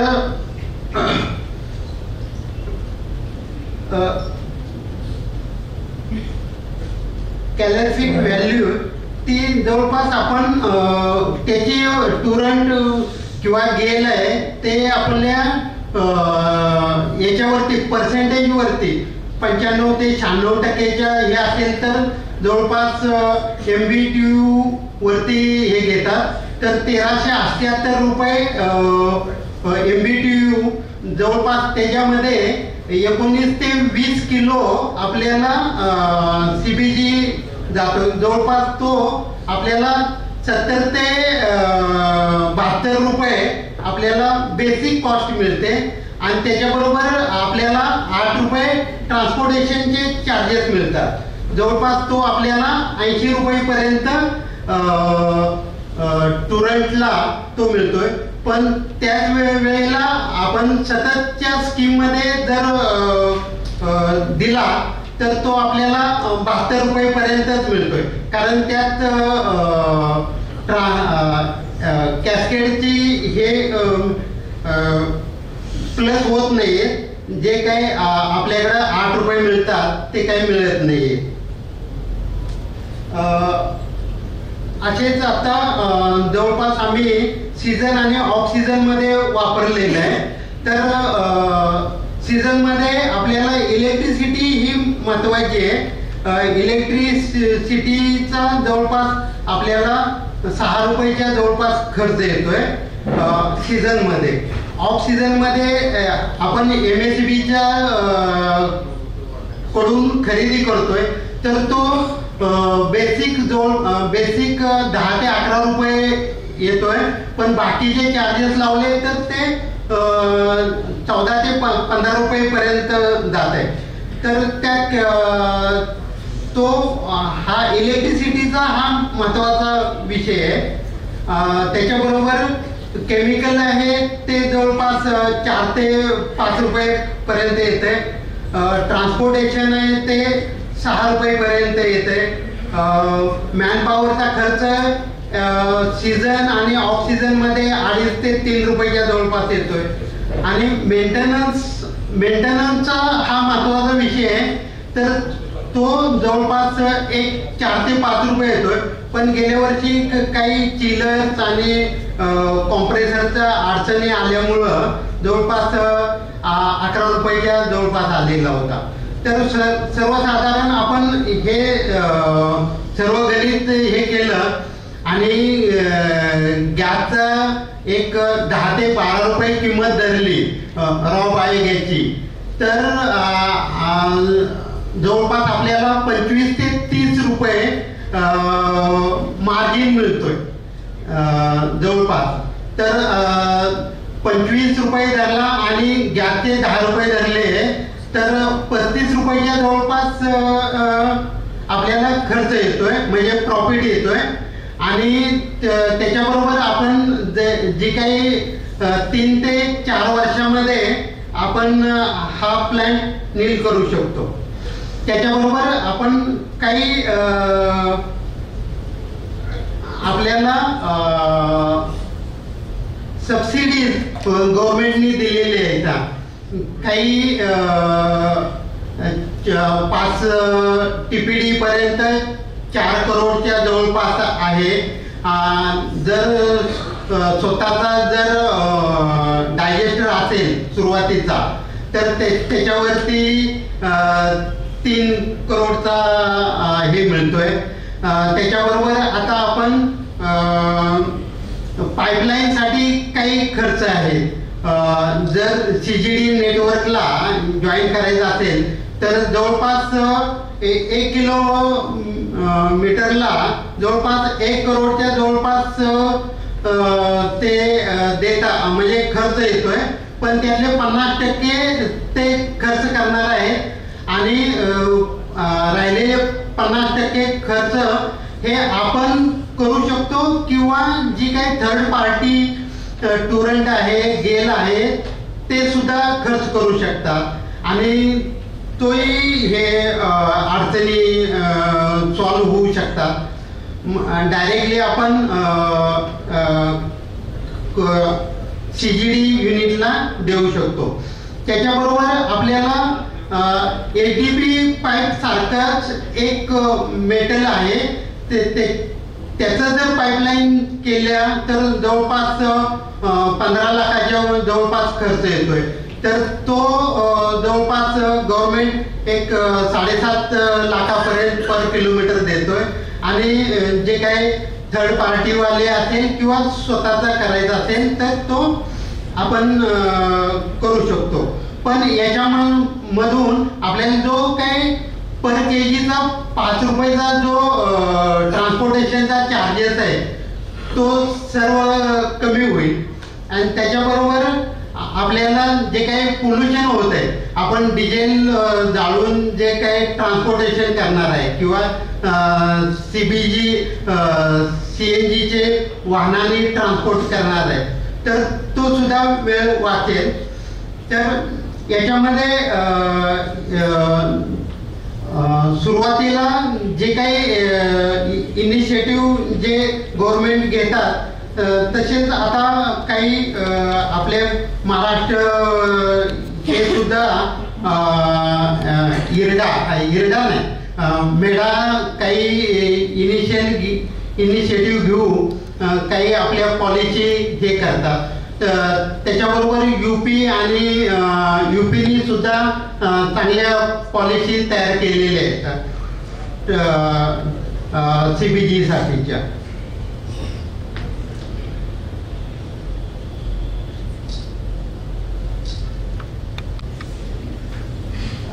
एक DPI स्कीम म्हणून जे काही आता मी तुम्हाला जे सांगितलं तो हा विषय होता.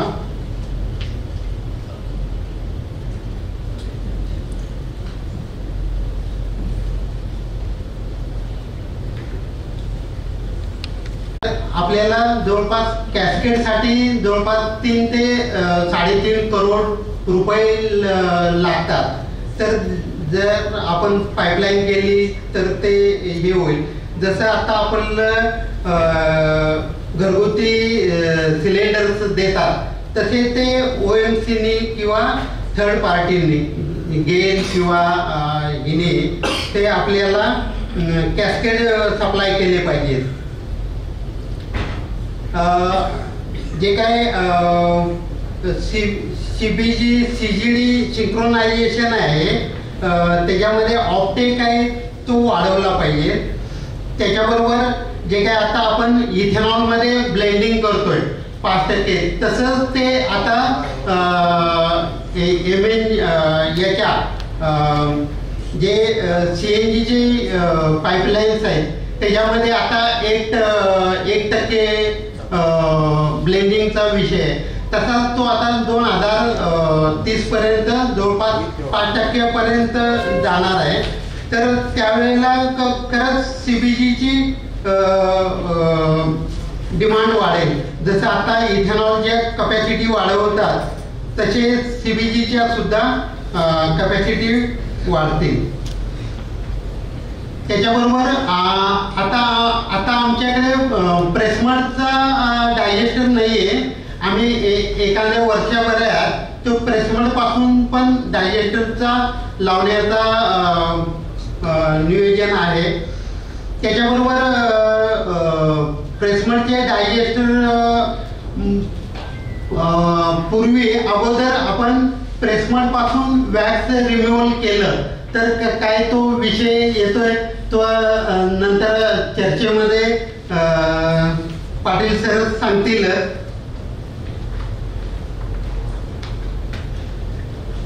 थँक्यू.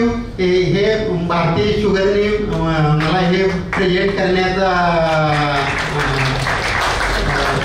उपस्थितीत हे करण्याबद्दल दिले आभारी आहे. जर काही क्वेश्चन असेल तर आपण जेवणाच्या वेळेला प्रत्यक्ष मला भेटून सुद्धा विचारू शकता किंवा त्याच्यानंतर आपले सेशन असेल त्यावेळेलाही विचारू शकता. धन्यवाद. हा डेटा मला वाटतं इथल्या उपस्थित लोकांना तुम्ही सर्क्युलेट करा म्हणजे त्यांना पण तो वापरता येईल. मी याच्यात एकच ॲड करतो. तुम्ही जे आत्ता स्पेसिफिकेशन दाखवले ते 2016चे स्टँडर्डचे आहेत. आता 8 दिवसापूर्वी हे स्टँडर्ड रिवाईज झालेलं आहे. आणि J for example total sulphur 20 milligram होतं ते आता 10 मिलीग्रॅमवर आणते. आणि आता नवीन H2S पण ॲड केले. H2S तुम्हाला 3.7 मिलीग्रॅमपेक्षा कमी ठेवायला पाहिजे. ऑफकोर्स तुमचे रिझल्ट याच्यापेक्षा चांगले आहेत. तर जरी नवीन स्टँडर्ड आला असलं आणि त्याच्यात काही नवीन व्हॅल्यूज ॲड केलेले आहेत कमी केलेले आहेत तरी मला वाटतं ते अचीव करायला आपल्याला काही फार अवघड जाणार नाही. आणि याच्याबरोबर एक CNG आणि CBGचं कम्पेअर केलं तर कुठल्याही CBGचं जे व्हेकल्स आहेत त्या मायलेज 1 ते 2 किलोमीटर जास्तीच्या देतात. जवळपास आता आपण 95 ते 96% जवळपास मिथेन देतोय. बरोबर आहे. जुन्या स्टँडर्डमध्ये 90 होतं. आता नवीन स्टँडर्डमध्ये मिनिमम मिथेन 95 आहे आणि लोक 98 पर्यंत पण अचीव करतायत. आणि CGDला जर तुम्ही दिलं तर ते तुमचा मिथेन किती आहे त्याच्या बेसिसवर तुम्हाला प्राइस मिळणार, मिलियन. तर असं आहे शुगर सेक्टरमध्ये आपल्याला CBG 2 फीडस्टॉक पासून करता येतो. एक जसं यांनी स्पेंटॉज पासून करतायत किंवा प्रेसमड पासून. फॉर एक्झाम्पल इथे वारणेजवळ जे स्पेक्ट्रम रिन्युएबल्स आहे ते प्रेसमड पासून करतायत. यांचा पण मानस आहे की यांचा 10 टन पर डेचा प्लॅन्ट आहे. आता स्पेंटॉज पासून 5 टन त्यांचं होत आहे. ऍक्च्युली तसं 10 टनापर्यंत जाऊ शकतो, परंतु सिरप बेसवरती आम्ही 4 ते 5 टनापर्यंत गेलोय. जर BEVचा वापरला तर 10 टनापर्यंत जाऊ स्पेंटॉजला. पण प्रेसमडचा ऍड केल्यावर तुम्हाला कॅपॅसिटी वापरता. बरोबर. तर आपण शुगर सेक्टरमध्ये स्पेंटॉज पासून बायोगॅस करू, त्याचं अपग्रेडेशन करून CBG करता येतो किंवा प्रेसमड पासून बायोगॅस करून त्याचं अपग्रेडेशन करून CBG करता येतो. काही ठिकाणी दोन्ही रूट्स आहेत. आता नॅचरल शुगरवर तुम्ही बघितलं तर ते स्पेंटॉजचा बायोगॅस पण घेतात आणि प्रेसमडचा बायोगॅस पण घेतात. तर याच्या व्यतिरिक्त शुगर सेक्टरमध्ये आता नेपियर ग्रास पण यायला लागलेला आहे. बरीच लोक याच्यावर प्रयोग करतायत की तुम्हाला समजा प्रेसमड कमी पडणार असेल तर नेपियर ग्रासची लागवड करून तो पण आपल्याला या डायजेस्टरला वापरता येतो. तर जसं शेवाळे साहेबांनी सांगितलं की पर KG तुम्हाला 25 ते 30 रुपयाची मार्जिन इथे राहते आहे सध्या त्यांना. तसेच माझ्या माहितीप्रमाणे प्रेसमडला पण तेवढीच मार्जिन राहील तुम्हाला. तर हा एक CBG हा एक नक्कीच भविष्यात आपल्याला चांगला फायदा मिळून देईल असा प्रोजेक्ट आहे. तर याच्यावर सगळ्यांनी नक्की अभ्यास करून आपला निर्णय भविष्यात घ्यावा. तर थोडंसं ॲड करतो. शेवाळे साहेबांनी CGD म्हणून उल्लेख केला. तर CGD म्हणजे सिटी गॅस डिस्ट्रीब्युशन नेटवर्क. त्याला देऊन तुम्ही हा गॅस सप्लाय करायचा आहे. तर त्यासाठी तुम्ही पाईपलाईन्सवर टाकू शकता आणि पाईपलाईनचं काही खर्चसुद्धा आपल्याला सरकारकडे मिळू शकतो. त्यांनी सांगितल्याप्रमाणे MNREचा सेंट्रल फायनान्शियल असिस्टन्स पण आपल्याला अवेलेबल आहे. तुम्ही 10 टनचा प्रेसमड बेस टाकणार असाल तर तुम्हाला जो 8 कोटी रुपये मिळतील आणि तुमचं एक्झिस्टिंग डायजेस्टर असेल तर तुम्हाला 10 टनाला जो 6 कोटी रुपये सेंट्रल फायनान्शियल असिस्टन्स मिळेल. पण याच्यात सुद्धा एक त्यांनी रायडर टाकलेला आहे की हा तुमचा प्रोजेक्ट इन्स्टॉल जाऊन परफॉर्मन्स जेव्हा 80-90% तुम्ही अचीव कराल तेव्हा हे पैसे आपल्याला मिळतील असा एक रायडर आहे त्याच्यात. तर मला वाटतं रासकर साहेब आपल्याला काही ॲड करायचं असेल तर. कारखान्याचा डेटा तर सगळं आलेलाच आहे, परंतु रिसेंटली NCL मध्ये डॉक्टर शुभांगी उंबरकर त्या मॅडम या प्युरिफिकेशनवर काम करतायत आणि ते जवळजवळ म्हणजे फायनल स्टेजला आलेलं आहे.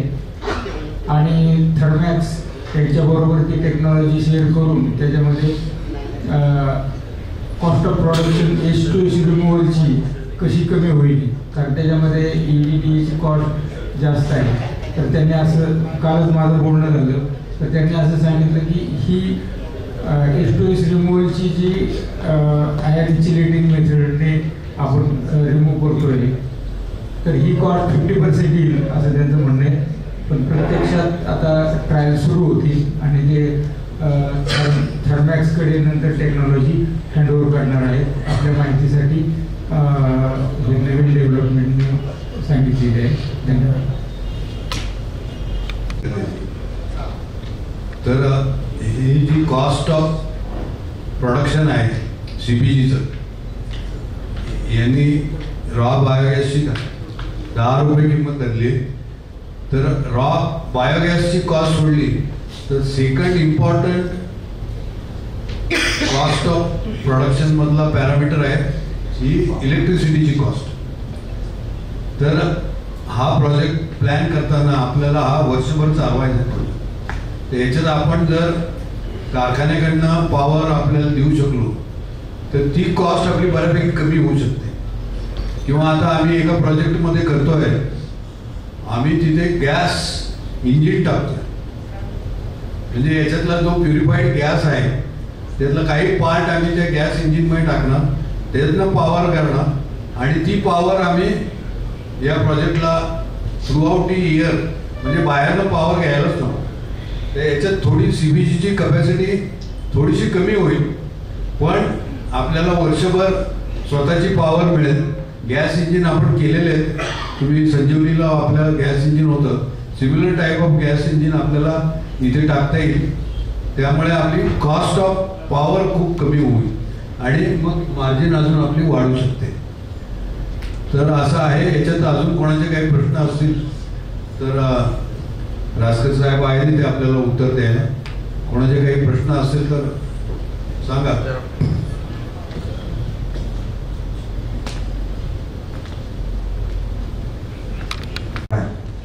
त्याचं जनरेशन कसं काय मेंटेन करतो आपण? म्हणजे काय होतं, टेम्परेचर ॲटमॉस्फिअरिक फार कमी असतं, तर त्या केसमध्ये काय ॲडिशनल स्टीम वगैरे त्या स्पेंटवॉशला द्यावी लागेल. कारण दुसरं प्रेसमडवर जर करायचं म्हटलं तर ते फीड जे देणार आहोत त्याचं टेम्परेचर कसं मेंटेन करणार?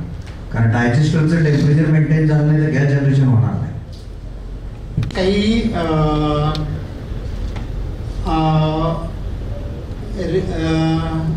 हॉट वॉटर काही दिलेले आहेत आणि तिथं टेम्परेचर मेंटेन केले जाते. आणि पावसाळ्यात जर डिक्लेरी चालली तर स्पेंट वॉशवरती आपल्याला स्टीम असते, त्याच्यामध्ये आपल्या इनिशियल ह्याच्यामध्ये आपण स्टीम देऊन तो टेम्परेचर मेंटेन करू शकतो. म्हणजे आपण हॉट स्पेंट वॉश सुद्धा फीड करू शकतो, पण फार केअरफुली करायला पाहिजे आपल्याला टेम्परेचर. ते एक 38 ते 40 डिग्री जवळपास आपण मेंटेन करू. डायजेस्टरचं टेम्परेचर पण नाही, स्पेंट वॉशला पण तेवढंच इनिशियली 35 ते 38 डिग्री दिलं तरी ते सफिशियंट होते. पण इनके प्रेसमरसाठी आता एक विठ्ठल शुगरनी विठ्ठल कारखान्यावरती हे लावलेलं आहे डायजेस्टर. तर त्याच्यामध्ये ते हॉट वॉटर म्हणजे इलेक्ट्रिसिटी वापरून केलेले आणि आतले सर्क्युलेशन्स केलेले. पाटील सर, आता युरोपमध्ये टेम्परेचर खूप कमी असतं, अशा वेळेला त्यांनी इंटरनल हिटिंग सिस्टीम्स केलेले आहेत. त्याला आपण हे म्हणाले तसं हॉट वॉटर देऊ शकतो आणि त्यासाठी आपल्याला either electrically heated hot water होऊ शकतं किंवा मी जसं म्हटलं तर गॅस इंजिन जर लावलं तर गॅस इंजिनचे एक्झॉस्टचे गॅस हॉट गॅसेस आहेत त्याच्यापासून सुद्धा आपण पाणी गरम करून ते आपण सर्क्युलेट करू शकतो. पण तुमचं म्हणणं अगदी बरोबर आहे, याच्यात सगळ्यात महत्त्वाचा पॅरामीटर हा टेम्परेचर कंट्रोल आहे. पण ॲज कम्पेअर टू युरोप आपल्याला एक ॲडव्हान्टेज आहे की आपण ट्रॉपिकल कंट्री असल्यामुळे आपल्याला एवढा मोठा प्रॉब्लेम येत नाही, पण याच्याकडे सुद्धा लक्ष देणं फार गरजेचं आहे.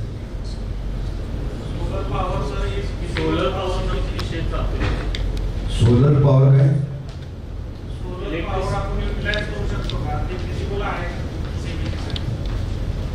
सोलर पॉवर नाही, पण पॉवर तुम्हाला वर्षभर मिळणार असेल सोलर पॉवर. दिवसा फक्त मिळेल. आपण स्टोरेज वगैरे करून आपण नाईट टाइमला आपण यूज केले तर solar power is best option for CBG 5 DPD CBG plant और 7 DPD CBG प्लांट. आता पॉवर बँक निघलेले आहेत दिवसा तुम्ही पॉवर स्टोअर करून रात्री ते वापरू शकता. हा कन्सेप्ट चालू शकतो का? कारण आमचं आता आम्ही सध्या म्हणजे आमच्या कन्सिडरेशन मध्ये आहे ते की 5 DPD CBG plant with solar power. मग मी काही इन्स्टॉलेशन असे बघितलेले आहे जिथे solar power and wind power and biogas या तिन्हीच्या कॉम्बिनेशननी इलेक्ट्रिसिटीचा जो एक कम्पेन्सेट करतात त्यावेळेला. मसाई मानामध्ये मी एक रिसॉर्ट बघितला ते बाहेरची इलेक्ट्रिसिटी घेतच नाही आणि ते generate electricity from biogas solar and wind mill. मला वाटतं असं तुम्ही सोलर ऑफकोर्स त्याचा विचार करा, पण त्याच्याबरोबर मी जो बघायचं सांगितलं अल्टरनेटिव्ह गॅस आपला जो गॅस इंजिन लोकमंगलला सर आहे ना गॅस इंजिन, आपण बऱ्याच ठिकाणी लावतो. 1.5 मेगावॅटचा संजीवनीला आहे. तर याच्यातलं समजा 1000 मीटर क्यूब तुमचा गॅस तयार होणार असेल, त्यातलं 100-200 मीटर क्यूब तुम्ही इंजिन मध्ये टाका, ती पॉवर गॅस ती वर्षभर मिळेल ना तुम्हाला, आणि त्यापासून हॉट गॅसेस पण मिळतील. याचा पण विचार करा. हिटिंग मीडिया म्हणून आपण स्टीमच्या ऐवजी हॉट वॉटर पण वापरू शकतो. त्यामध्ये डिस्टिलरीचं जे प्रोसेस कंडेन्सेट निघतं इव्हॅपोरेशन मधून ते बिफोर पीएच आपण वापरू शकतो, युटिलाइज करू शकतो ते. करेक्ट. अजून काही प्रश्न नसतील मला वाटतं 2 वाजून गेले.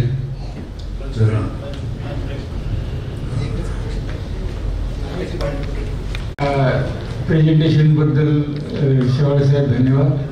आणि पाटील साहेबांनी आपल्याला चांगल्या पद्धतीचं मार्गदर्शन आणि अगदी अपडेटेड इन्फॉर्मेशन, अगदी 7-8 दिवसापूर्वी जे स्पेसिफिकेशन्स मॉडिफाय झाले ते सुद्धा त्यांनी आपल्यापर्यंत पोहोचवलेले आहेत.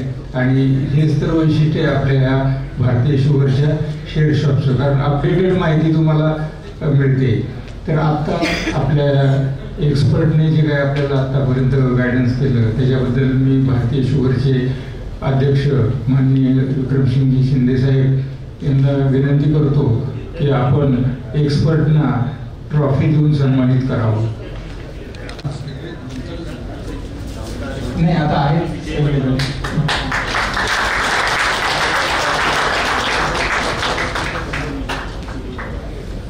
मी अध्यक्ष साहेबांना विनंती करतो की त्यांनी बेलसरे साहेबांना ट्रॉफी द्यावी.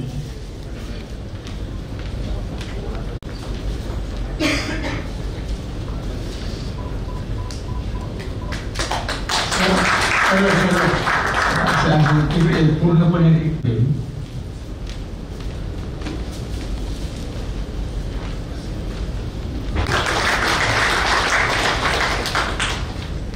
थर्मॅक्स रिप्रेझेंट करणारे रोहन वाडीकर यांना अध्यक्ष साहेब ट्रॉफी देऊन त्यांचा सन्मान करते.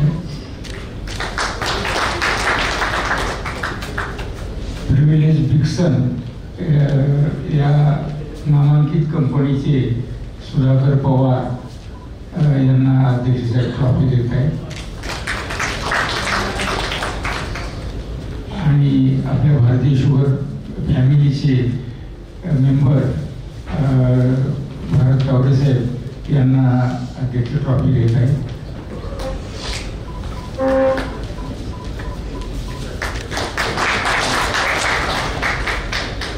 यानंतर सगळे एक्सपर्ट आणि भारतीय शुगरची टीम यांचा एक ग्रुप फोटो होईल. त्यासाठी मी